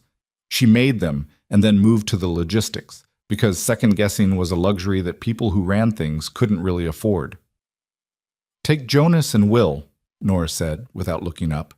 They know the south route faster than anyone, she paused. And take provisions for 6 days, in case the confrontation doesn't go as quickly as you're hoping. Alara stood there in the warm hall with the firelight on her face, and the cold coming in from the open door behind Garrick, and the rider sitting exhausted on a bench, and she felt something she hadn't felt in weeks. Something that wasn't quite courage, because courage was too clean a word for what this actually was. It was more like the absence of a particular kind of hesitation. The decision had made itself somewhere in the process of thinking it through, and what she felt now was simply the weight of it settling into place. She was going back south, not because she wasn't afraid. She was afraid. The fear was right there, completely present, a cold hand on her sternum that she recognized from the barn and the frozen creek and the root cellar under Garrick's cabin. She was going anyway. Denny was well enough to be out of bed the following morning. She found him sitting on the step of his cabin in the thin winter light, wrapped in a blanket, watching two of the settlement's dogs chase each other in circles in the snow. He looked up when she came by with her pack. "You're leaving," he said. "For a while." He looked at the pack, at her face. He was 9 years old and had been sick enough to get quiet about it, which meant he was paying a different kind of attention than most 9-year-olds. "Is it dangerous?" She considered lying. She'd never been good at lying to sick children or previously sick ones. "Yes," she said. He thought about this. "Garrick's going with you?" "Yes." "Okay," Denny said. He looked back at the dogs. "He's good at dangerous things." Alara looked at the boy for a moment. "So am I," she said. He looked up at her, and for the first time since she'd arrived at his bedside 4 weeks ago, he smiled, wide and real and a little gap-toothed and entirely uncomplicated. She adjusted her pack and walked to where Garrick and the others were waiting at the valley's edge. And she didn't look back at the settlement because looking back was a habit she was trying to break. The road south opened in front of them, cold and clear, and leading directly toward the thing she'd been running from. They met the crowd in a forest clearing 2 miles north of Caldwell Crossing, which was not where Alara had planned to meet them, but was where it happened, because the crowd had moved faster than the rider's estimate, and the world had stopped cooperating with plans sometime around the moment she decided to come back south. It was raining. Not the dramatic storm of the early weeks, but a hard, flat, relentless rain that had been falling since dawn and showed no interest in stopping. The ground had gone to mud and standing water, and the kind of cold wet that is somehow worse than snow, because snow at least has the dignity to be one solid thing. Alara's coat was soaked through. Her boots, the borrowed ones that had carried her 4 days north and now 4 days south, were pulling at every step. She heard them before she saw them. The particular noise of a large group of people moving through wet forest with anger as their fuel. Not careful, not quiet. The sound of people who aren't worried about being heard because they're confident in their numbers. She stopped walking. Behind her, Garrick stopped. Jonas and Will, the 2 men Nora had sent, quiet and competent and without any obvious emotional investment in the outcome, stopped also. They spread slightly without being told, an instinctive arrangement of people who are used to being in situations where positioning matters. "Here," Alara said. Garrick looked at this clearing ahead, at the sightlines, at the single large oak on the north edge whose roots had lifted enough ground over the years to create a natural elevation. "There," he said, meaning the oak. "You want to be above them when you speak. Even 6 inches matters." She nodded and moved to it. The crowd came through the tree line 2 minutes later. 23 men, as it turned out. She counted automatically, the way she counted doses and symptoms, because numbers were steadying. Some she recognized. Earl Dawson was there, near the front, with the expression of a man who has been certain about something for too long and has stopped questioning it. 2 of the Frey brothers, whose nephew Caleb had been the 14-year-old who died. She understood their presence, even if she couldn't fix it. Men she recognized less well, faces from the background of town life. And at the center, moving with the momentum of someone who had organized this, Jacob Pruitt. He looked worse than when she'd last seen him, thinner. The redness of his face had gone patchy, and his eyes had the particular flat quality of prolonged grief that has curdled into something harder and easier to carry. He had lost his son. She held that fact carefully, the way you hold something true that doesn't justify what comes after it but still has to be held. He saw her standing on the oak roots and stopped walking. The crowd stopped with him. For a long moment there was nothing but rain and the dripping of trees and the sound of 23 men breathing in the same space. "Well," Pruitt said. His voice was thick. "She came back." "I came back," Alara said. She was surprised again by the steadiness of her voice. Inside, she was something other than steady. Her heart was doing a specific thing that wasn't quite fear and wasn't quite anger and was probably some compressed combination of both. but her voice wasn't reflecting it, and she was grateful for that. "Going to hang you right here," someone said from the back of the crowd. "Save the walk." "You're going to want to hear what I have to say first," she said. Not a plea. Just a fact delivered with the confidence of someone who knows the content of what they're about to say. "We've heard enough from you," Earl Dawson said. He was already moving forward. "Your children are still dying." That stopped him. The clearing went very quiet. The rain kept on. "I left Caldwell Crossing 6 weeks ago," Alara said. Her eyes moved across the crowd, face to face, not resting anywhere too long. "If I was killing your children, if my medicines, my presence, my whatever you decided I was doing, if any of that was the cause, the dying should have stopped when I left." She looked at Pruitt. "Did it stop?" Nobody answered. "3 more after you ran," said a voice she didn't immediately locate. Quiet, not aggressive. A woman's voice. She found the speaker near the left edge of the crowd. Young, dark-haired, holding herself with the rigid posture of someone who is barely keeping it together. She didn't recognize the face. "My daughter. She was 4. Alara looked at the young woman and felt the weight of it fully. Didn't try to deflect it. "I'm sorry," she said. "I am genuinely sorry. I want you to know that." She paused. "And I want you to know that your daughter's death was not random. It was not a curse or a sickness that no one can explain. There is a specific cause, and it is still happening, and unless someone deals with it, more children are going to die." "And you know what it is," Pruitt said. Flat. Skeptical. The tone of a man who has decided you're the enemy and is now cataloging your manipulation tactics. "I know what it is. Convenient timing." "It's not convenient at all," she said.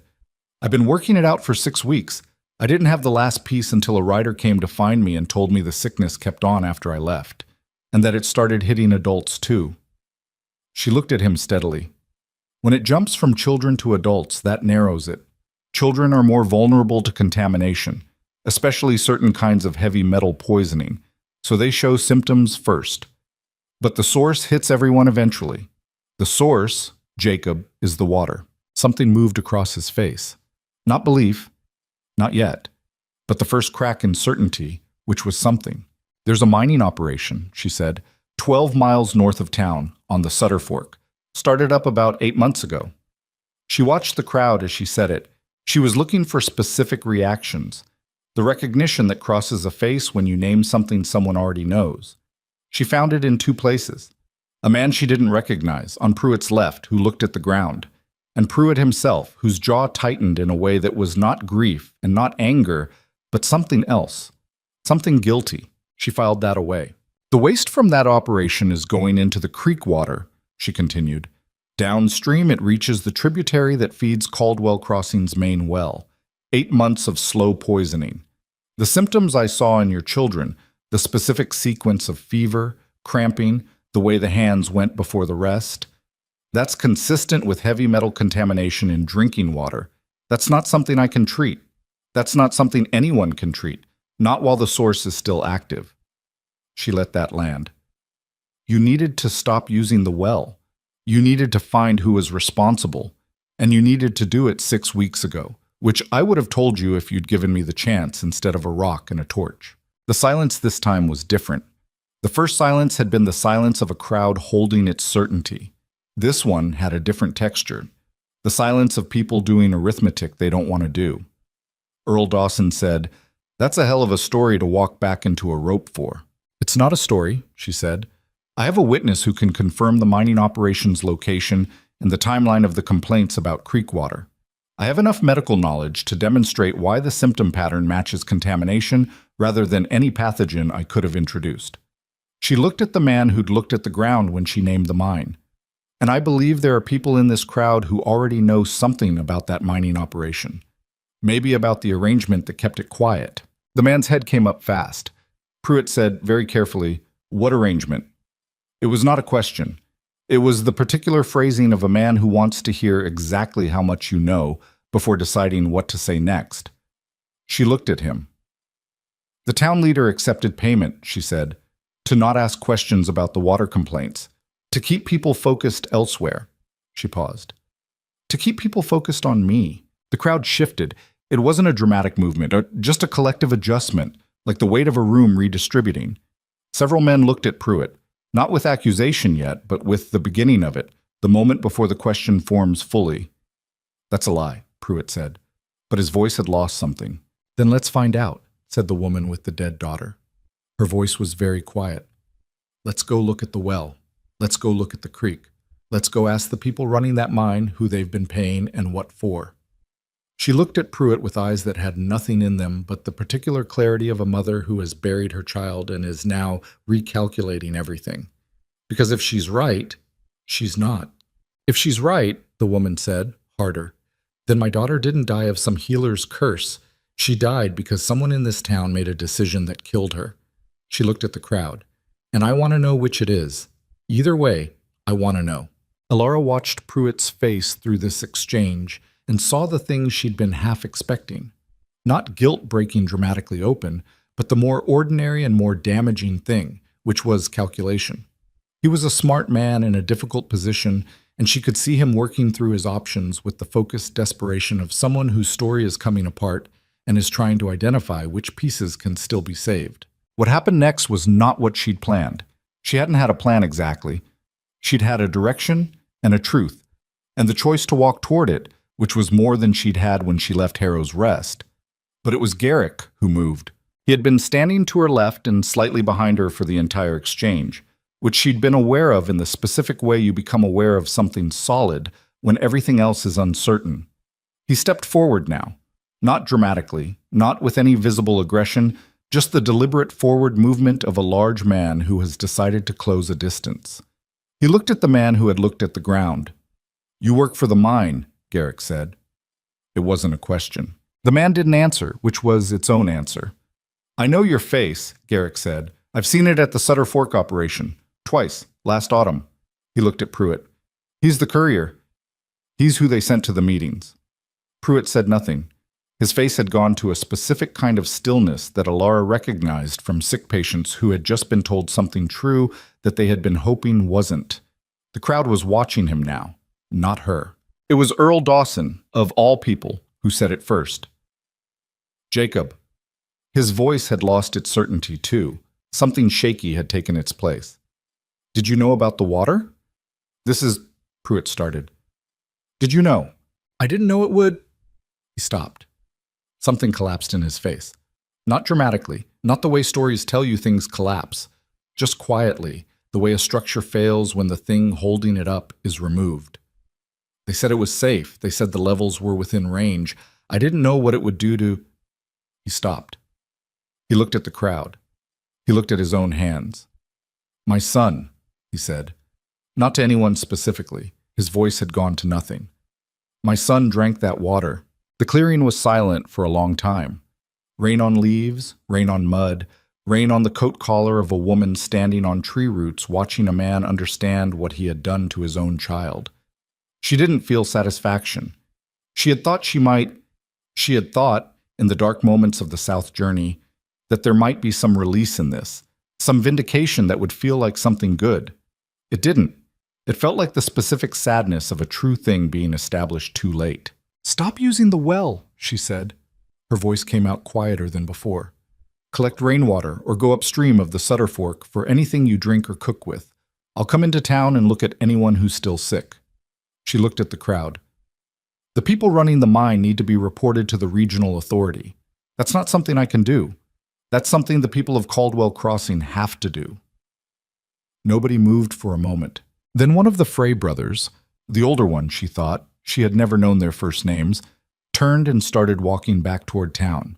Not running, just walking, with the purposeful gait of someone who has something to do that can't wait. Others followed.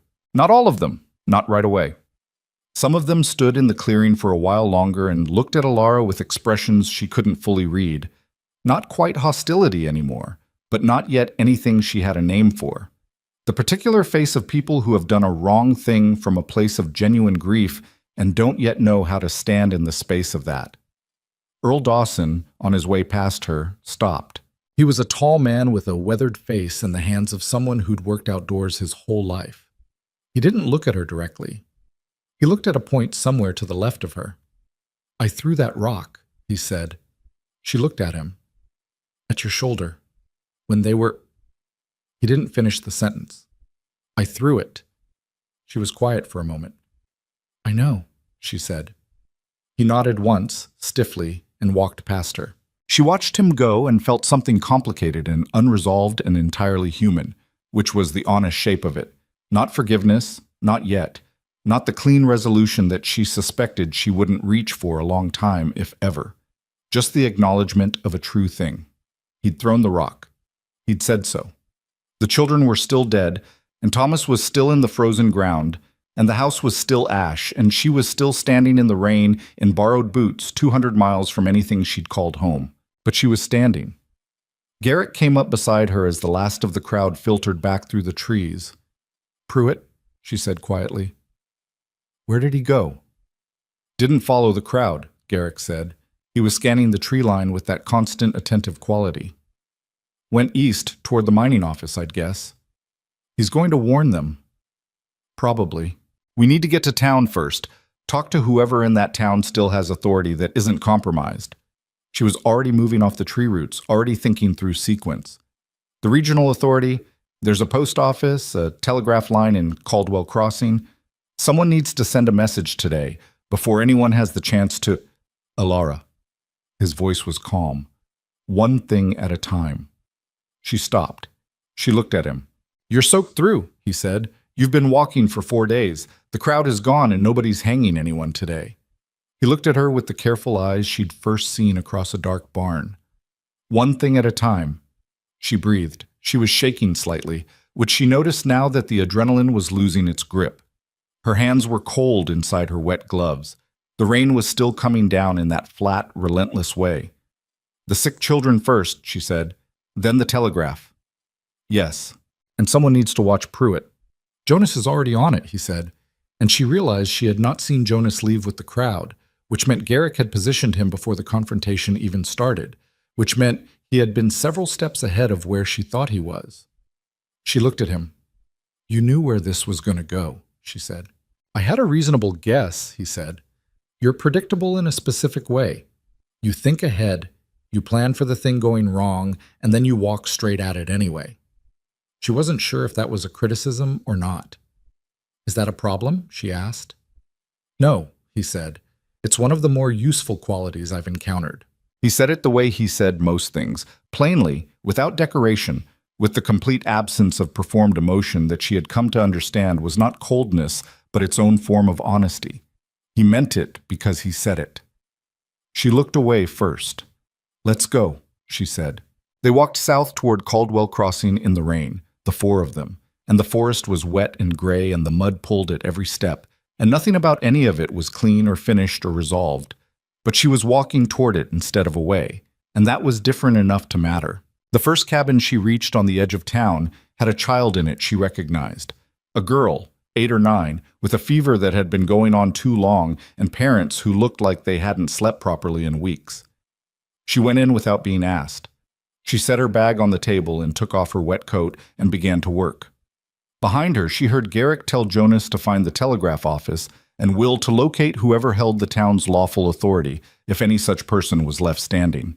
And then the door closed against the rain, and the lamp was lit, and there was a sick child in front of her who needed someone who knew what they were doing, and whatever else was unfinished in Caldwell Crossing, and there was a great deal. This part she could do. She bent her head and got to work. The telegraph office in Caldwell Crossing was a single room attached to the back of the general store, run by a man named Aldous Ferris, who was 62 years old, partially deaf in one ear, and possessed of the particular stubbornness of someone who has decided that his job is to transmit messages accurately and completely without editorializing about their content. He had sent messages for people reporting floods, fires, deaths, land disputes, and one memorable occasion a man who wanted to telegraph his brother 3 towns over simply to tell him he'd been wrong about a horse.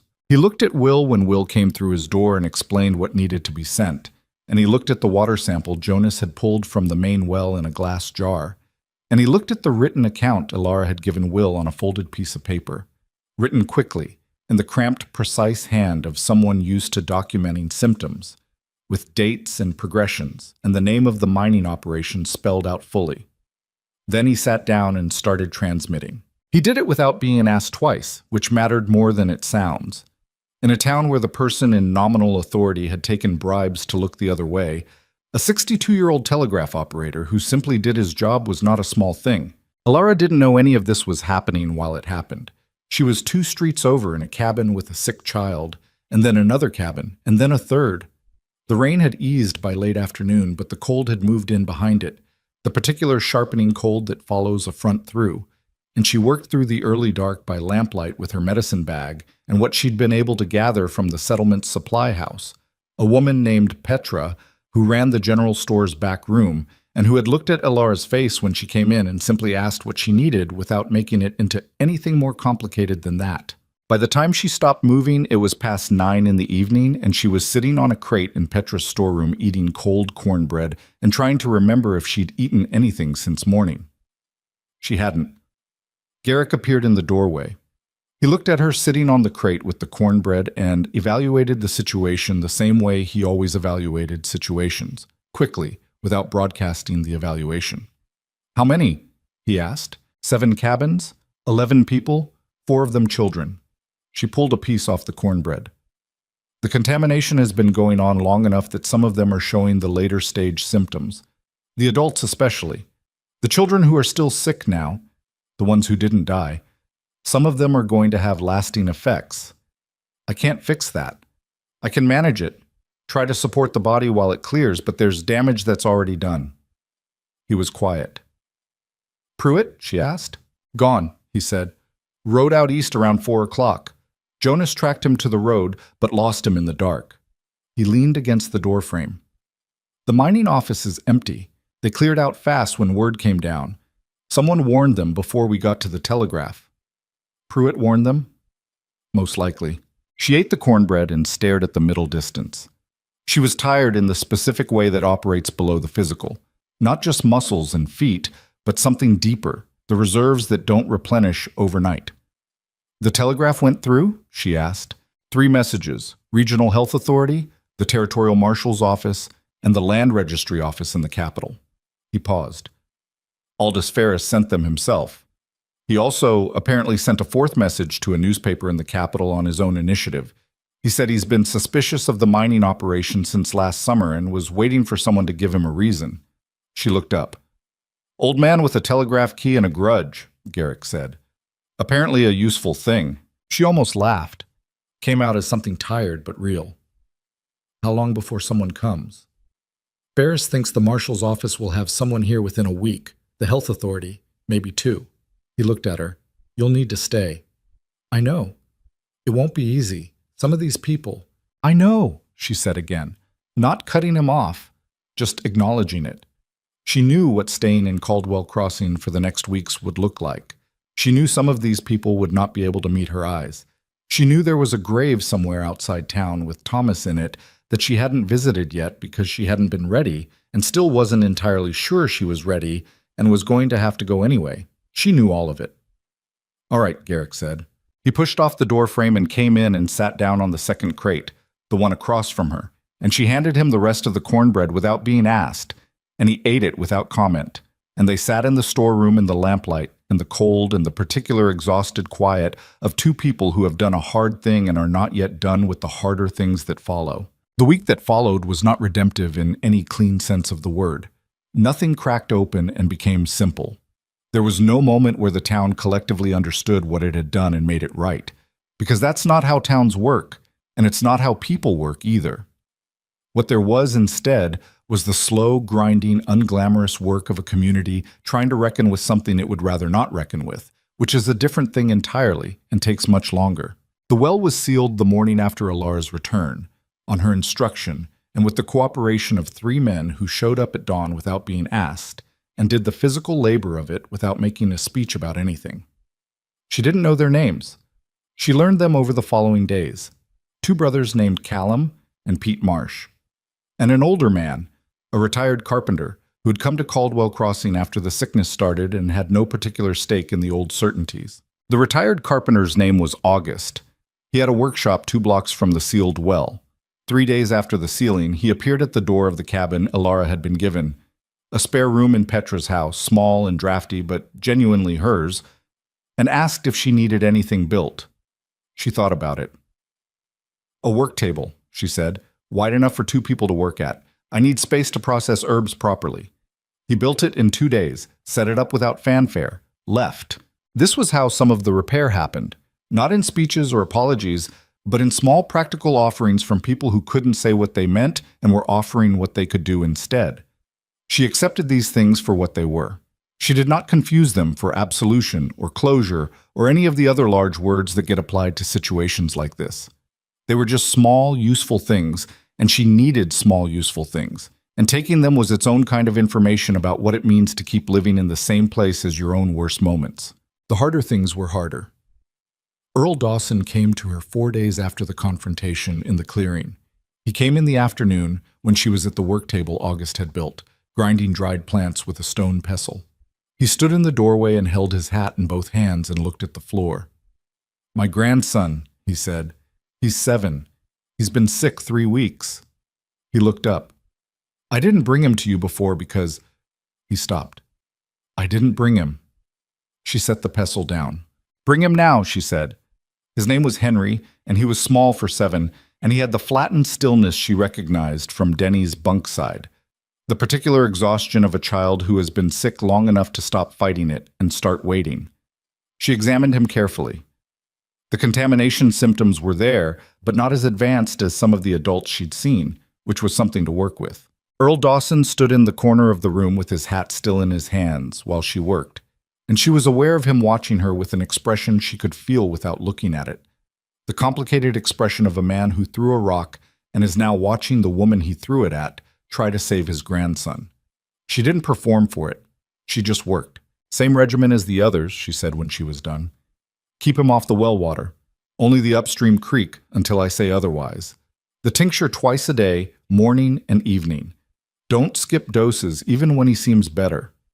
She looked at Earl Dawson directly for the first time since he'd walked in. "He's going to be all right if you're consistent." He nodded. His jaw was working. "I don't—" he started, stopped, started again.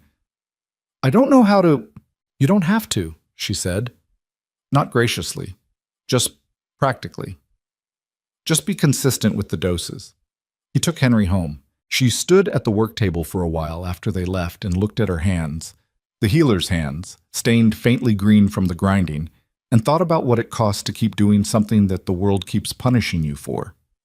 She thought about her mother and her mother's mother and the long line of women who had learned these things and passed them forward into hands that would use them and sometimes be burned for using them. She thought, they did it anyway, so.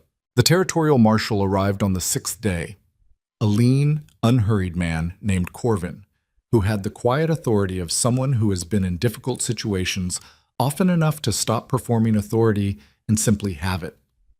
He came with 2 deputies and a written order from the capital, and a patience for paperwork that Alara found genuinely admirable. She sat across from him in the hall that served as the town's meeting space and laid out everything she knew: the timeline, the symptoms, the correlation with the mining operations establishment, the specific metals she believed were involved based on the symptom pattern, the evidence of the payments. She was thorough, and she was clinical, and she kept the emotion out of it, not because she didn't feel it, but because Corvin was the kind of man who was moved more by sequence and evidence than by suffering, and she needed him moved. He listened. He asked precise questions. He wrote things down. "Pruitt," he said at one point. "Where is he now?" "Unknown. He rode east 6 days ago and hasn't returned." Corvin nodded, wrote something. "He'll turn up," he said with the particular fatalism of a man who has tracked people before. "They always do. The ones who run aren't usually the ones who can live with running." He was right, as it turned out, though she didn't know that yet. What she knew in the moment was that the machinery of something larger than one town's fear had started moving, and that she had put it in motion, and that it would continue with or without her constant attention. That was a new feeling. She had spent her entire adult life in the immediate and the personal, this patient, this wound, this fever, this night. The idea that she had done something that would keep moving after she stepped back from it was strange and large, and she wasn't sure yet where to put it. The regional health authority's representative arrived 9 days after the telegraph. A woman named Dr. Sable Oren, which was not her first name but how she introduced herself, with the brisk forward momentum of someone who has places to be and problems to solve. She was 40 or so, traveled light, carried her own medical bag, and spent the first 2 hours going through Alara's documentation with the focused attention of someone who had been looking for exactly this kind of work. "Your symptom tracking is solid," she said, turning a page. "Better than solid. You dated everything." "I always date everything," Alara said. "My mother taught me." "Good mother." Sable Oren turned another page. "The contamination levels in that water sample are significant, more than significant." She set the page down and looked at Alara over it. "How many dead total?" 12, Alara said. The number still had weight. 12 that I know of, 9 in the first wave, 3 more after I left. Sable Oren was quiet for a moment in a way that was not clinical. Then she went back to the papers. "The mining company is going to fight the findings," she said. "They always do. They'll question your methodology, your credentials, the chain of evidence. You need to be prepared for that." "I was a healer with no formal certification in a frontier town," Ilar said. "They already questioned my existence." Something that might have been admiration moved across the doctor's face. "Fair point. I'll make sure the official findings reference my certification and the water sample analysis. Your documentation will corroborate the timeline." She looked at Alara. "You should consider formal training." "I've considered it. There are programs now that would credit field experience toward—" "I know," Alara said. "I've thought about it." She had thought about it. What she hadn't decided yet was what she was going back to, or staying for, or building toward. There were too many immediate things still demanding her hands for the future to be more than a vague shape at the edge of her thinking. 2 weeks after Alara's return to Caldwell Crossing, Jacob Pruitt came back. He didn't ride in dramatically. He walked, which meant his horse was somewhere. Lost, sold, dead. He walked in from the East Road on a Tuesday morning in early spring, which had arrived tentatively, the way spring arrives in hard country, with false starts and reversals but a genuine underlying momentum. He looked like a man who had been walking and sleeping rough for 2 weeks. He looked, Alara thought when she saw him, like a man who had had the argument with himself and lost. Corvin's deputies arrested him on the main street. He didn't resist. He stood still while they put the irons on him, and he looked at the ground with the specific expression of a man who is not surprised by what is happening to him. The people who saw it from doorways and windows didn't cheer or shout. They just watched, with the complicated silence of people who have lived alongside someone for years, and are watching those years become a different kind of story than they thought they were living. Alara watched from down the street. She didn't feel vindicated. She'd stopped expecting to feel vindicated somewhere around the second week when she'd understood that vindication was a story you told yourself about consequences, and consequences were just things that happened after other things, with no inherent moral satisfaction built in. What she felt was closer to something completing, a circle closing, not neatly, but finally. The end of one specific kind of uncertainty. She went back to work. The morning after Pruitt's arrest, she was at the work table early, working through a preparation for an older woman on the south end of town whose joints were badly damaged by the contamination. Something she could slow, manage, but not reverse, which was the hardest kind of truth to deliver, and one she had learned to deliver plainly and without softening it into something false. She heard someone in the doorway and looked up. The young woman from the clearing, the one with the dead daughter. She stood in the doorway with a shawl pulled tight and her dark hair loose and her face carrying the specific worn quality of a person who has been grieving for a long time and is starting to come back from somewhere very far away. "My name is Ruth," she said. "I didn't tell you before." "Alara," she said, though Ruth clearly already knew. Ruth came in without being invited, which Alara respected. She stood on the other side of the work table and looked at the herbs and the tools and the organized, careful space of it. "I want to learn," she said. "What you do?" She looked up. "If you'd teach me." Alara looked at her. She thought about a long chain of women, mother to daughter, each one passing forward the knowledge and the risk of it in equal measure. She thought about what it meant to offer that chain to someone who had already paid part of the price before she'd learned anything, whose daughter had died of exactly the thing this knowledge was trying to fight. It's not easy work, Alara said. I know that. And people will blame you for what you can't fix, even when you do everything right. Ruth looked at her steadily. I know that too, she said. I've been living in Caldwell Crossing long enough to know exactly what this town does to people it can't explain. Something hardened briefly in her face, then released. I want to do something useful with what I know now about how ugly that is. Alara was quiet for a moment.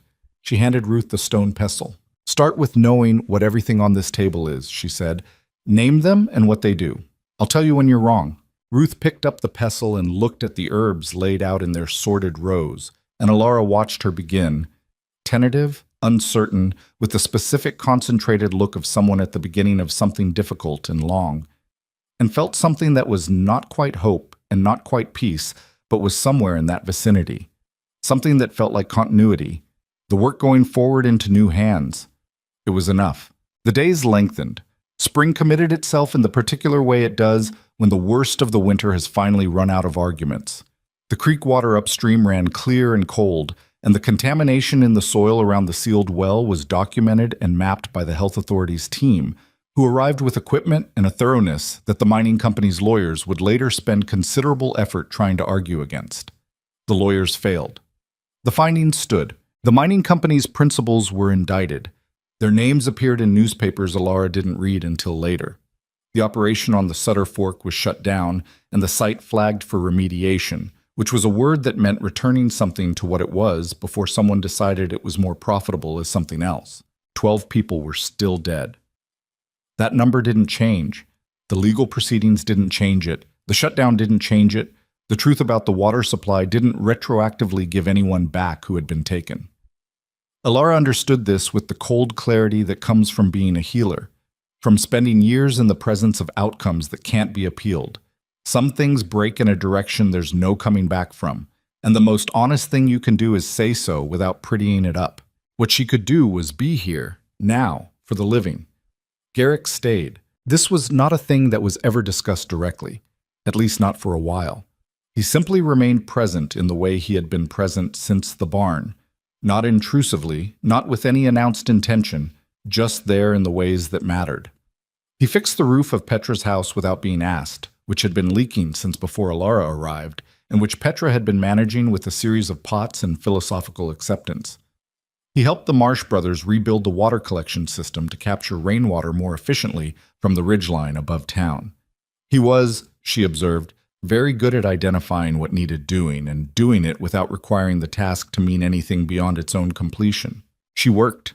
He worked. They were often in the same vicinity without that being the point. One evening in late spring, she was coming back from the south end of town. Ruth's patient, an elderly man whose lungs had been damaged by the contamination and who needed daily attention, and she found Garrick sitting on the step of Petra's porch with 2 cups of coffee. He handed her one when she sat down. She drank it without saying anything for a while. The evening was warm enough to sit outside without it being an act of endurance. The light was doing the thing it does in spring, lasting longer than you expect it to, lingering at the horizon in shades of amber and rust. The main street of Caldwell Crossing was quiet in the particular way of a place that has been through a great deal and is taking a moment. Thomas's grave, she said. I went yesterday. He looked at her. I've been putting it off, she said. I knew where it was. I buried him. I know exactly where it is. But I kept finding reasons not to go. She wrapped both hands around the coffee cup. I went yesterday morning. How was it? She thought about this. It was a place, she said. He wasn't there. I mean, she paused. He's in a lot of places. The way I reach for something and know exactly how to do it because he taught me once. The way I think about weight and balance because he was a carpenter and he talked about it all the time. She looked at the amber light. But that particular patch of frozen ground on the far side of the creek, he's not there any more than he's anywhere else. Garrick was quiet. I'm not sure why it took me so long to go, she said. I think I was afraid it would hurt more than I could handle. Did it? Yes, she said. But I could handle it. He looked at the street. There's a difference between the thing you're afraid of and what it actually costs, he said. You find out what it costs by doing it. Before that, it's just whatever your fear decides to charge you. She looked at the side of his face. Your mother's grave, she said. Do you visit it? A pause. No, he said. It's not marked. I was 17 and in a bad way, and I marked it wrong, or not enough. I can't find the exact place anymore. Something moved in his voice, barely perceptible, the texture of a true thing that hasn't been said out loud in a long time. I've walked that area maybe a dozen times over the years. I think I know roughly where it is, but roughly isn't the same. No, she said. It isn't. They sat with that for a while. I'd go with you, she said, if you wanted to try again. He turned to look at her. It was a direct look. Not the watchful lateral awareness she'd gotten used to, but actually looking at her, the full attention of someone who has spent so long monitoring the periphery that looking straight at something feels like a choice. Maybe, he said. She nodded and looked back at the street. The thing between them had been building for a long time in the way things build when two people are both paying close attention and both being careful and both carrying things that take up a great deal of the space where other things might otherwise grow. She was aware of it. She was fairly sure he was aware of it. What she didn't know yet, what she was still working out, was whether awareness was the same as readiness, and whether readiness was something she could locate in herself yet, or whether there was still too much of the previous winter living in her chest. She was honest with herself about this. Honesty was one of the few currencies she'd never been able to counterfeit. Thomas had been dead 7 months. She didn't think grief had a schedule, had never believed the folk wisdom about a proper length of time for these things. But she knew the difference between grief that was still reorganizing itself and grief that had found its shape, and she was still somewhere in the reorganizing. She was aware that Garrick Hale was a man she trusted more than most people she'd known for years. She was aware that some of what she felt in his company was something she didn't have a clean word for and wasn't trying to name yet. She let it be what it was. Summer came properly. The lodge took shape. It was Nora's suggestion, technically, delivered in a letter that arrived from Harrow's Rest in the early summer, written in the old woman's precise hand and containing 3 pages of practical advice, followed by a single paragraph at the end that said, essentially, you are not going back to being a healer in a spare room in someone's house. Build something permanent. The region needs a proper healing post, and you are the person to run it. I am sending August's nephew, who is a better carpenter than August and younger in his knees. August's nephew was named Cal, and he was indeed younger in his knees, and he arrived with 2 other men from Harrow's Rest, and the kind of focused, purposeful energy that made things actually get built rather than talked about indefinitely.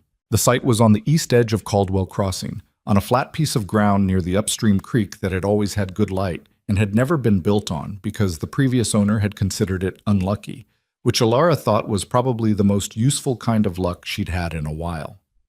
Garrick worked alongside Cal's team with the practical competence she'd come to expect from him, and the Marsh brothers came when they could.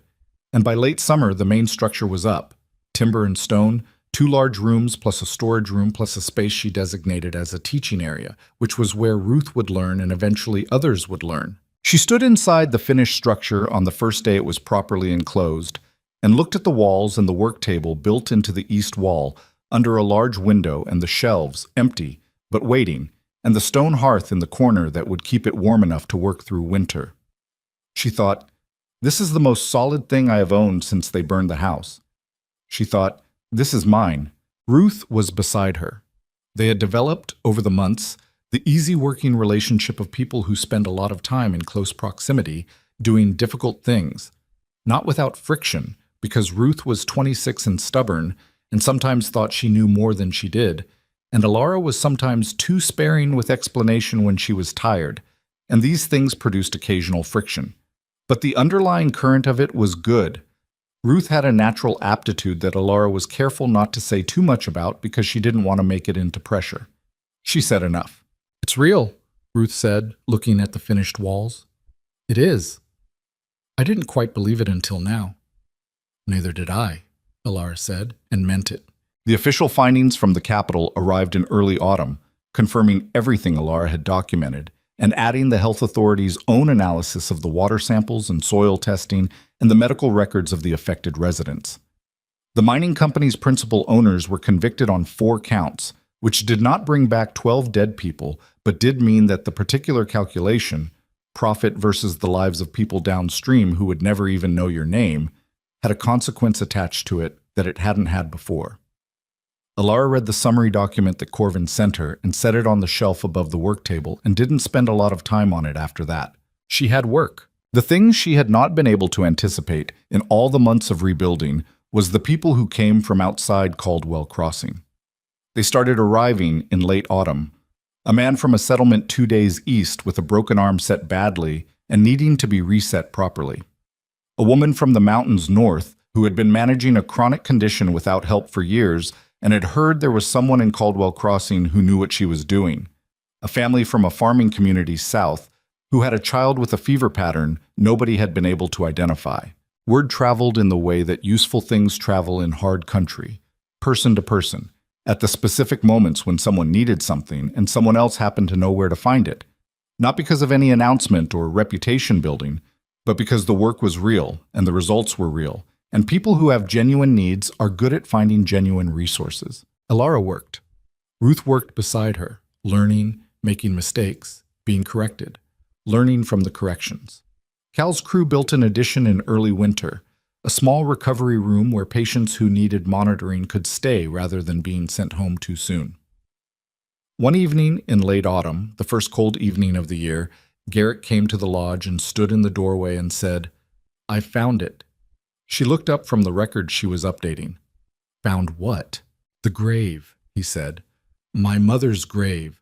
I went back up to the area near where the old cabin was. The one we had before." He stopped. "I found the marker. What's left of it? Mostly just a stone, but it's placed deliberately. Someone put it there."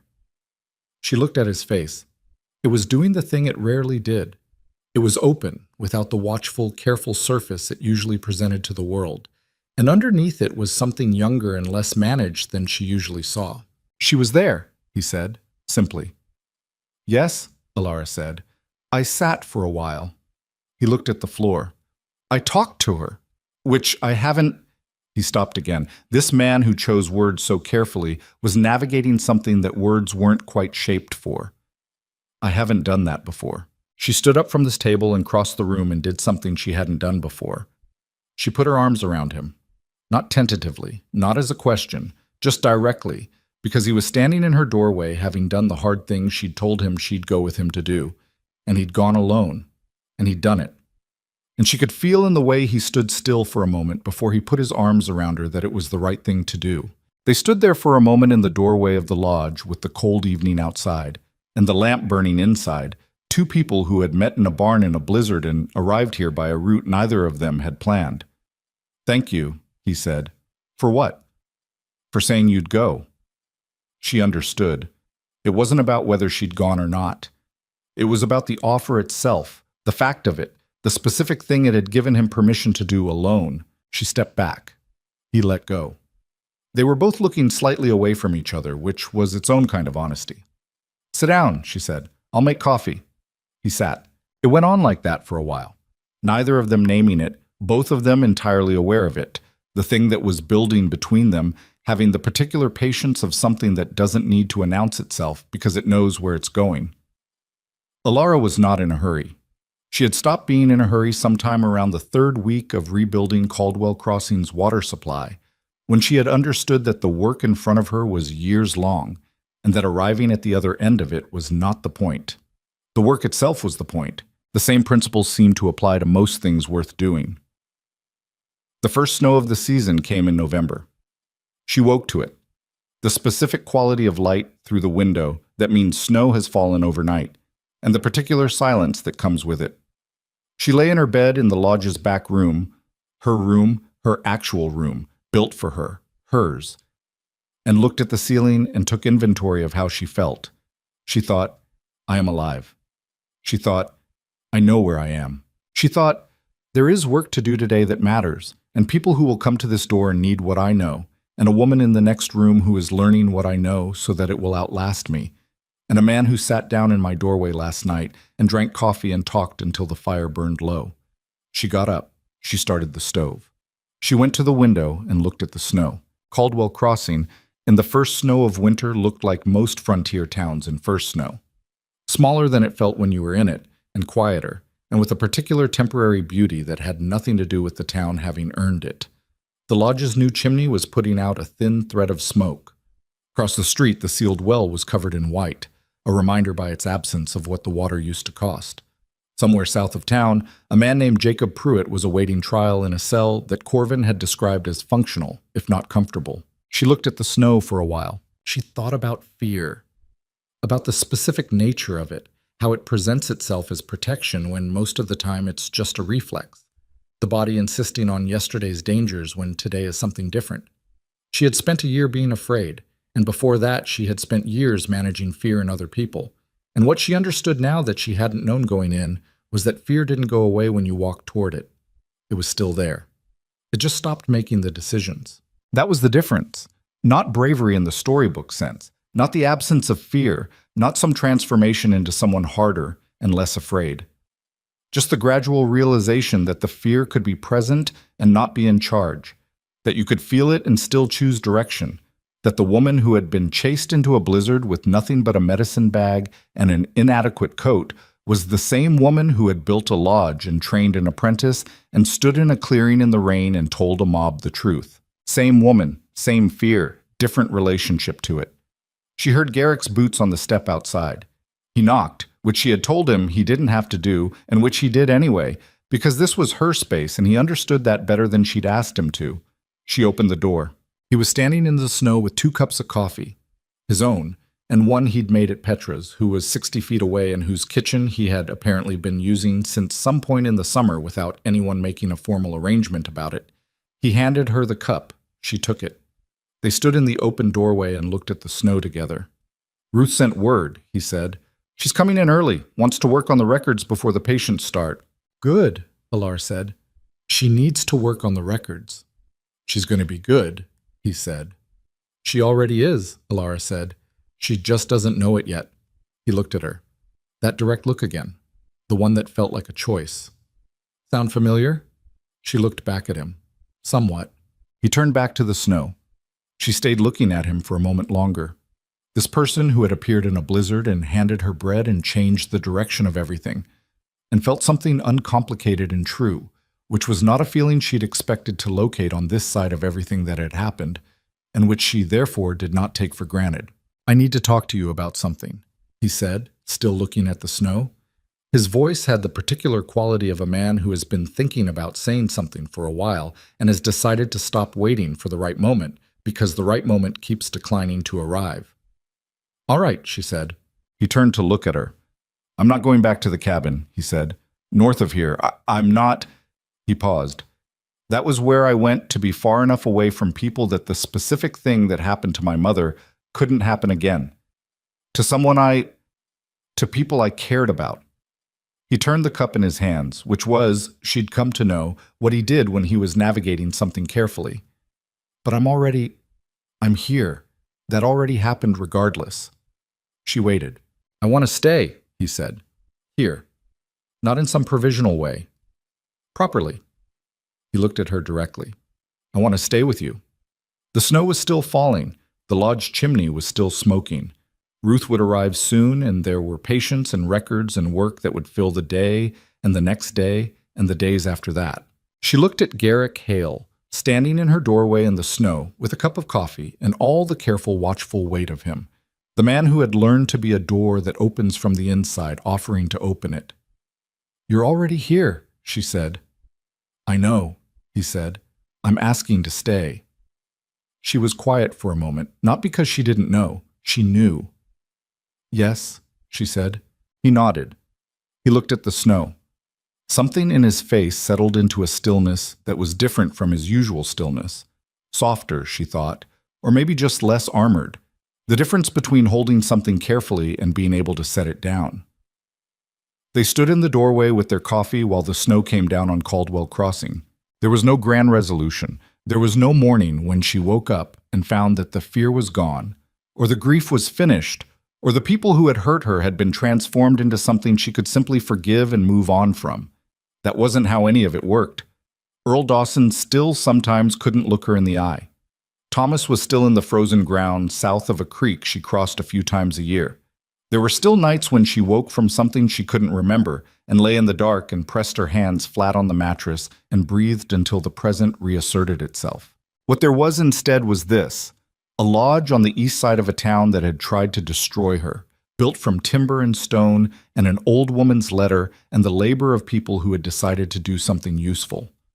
A young woman learning the names of plants and the difference between what a body needs and what a body asks for. Patients who came to the door with genuine needs and left with something real. A man who knocked, even when she'd told him he didn't have to. The woman they had left in the snow had not become someone else. She had not been refined by suffering into a better version of herself, because that was a story people told about hard things to make. The hard things feel necessary, and she didn't believe in necessary suffering. What she believed in was what you did with where you ended up. The choice you made every morning to get up and face the actual day instead of the day you thought you deserved. She got up every morning. She faced the actual day. Outside the lodge window, the first snow kept falling, covering the old sealed well and the main street and the ridge to the north where the creek ran clear, all the way down from the high country, clean now, cold and clean, the way water is supposed to be. The work continued. That was enough. That had always been enough.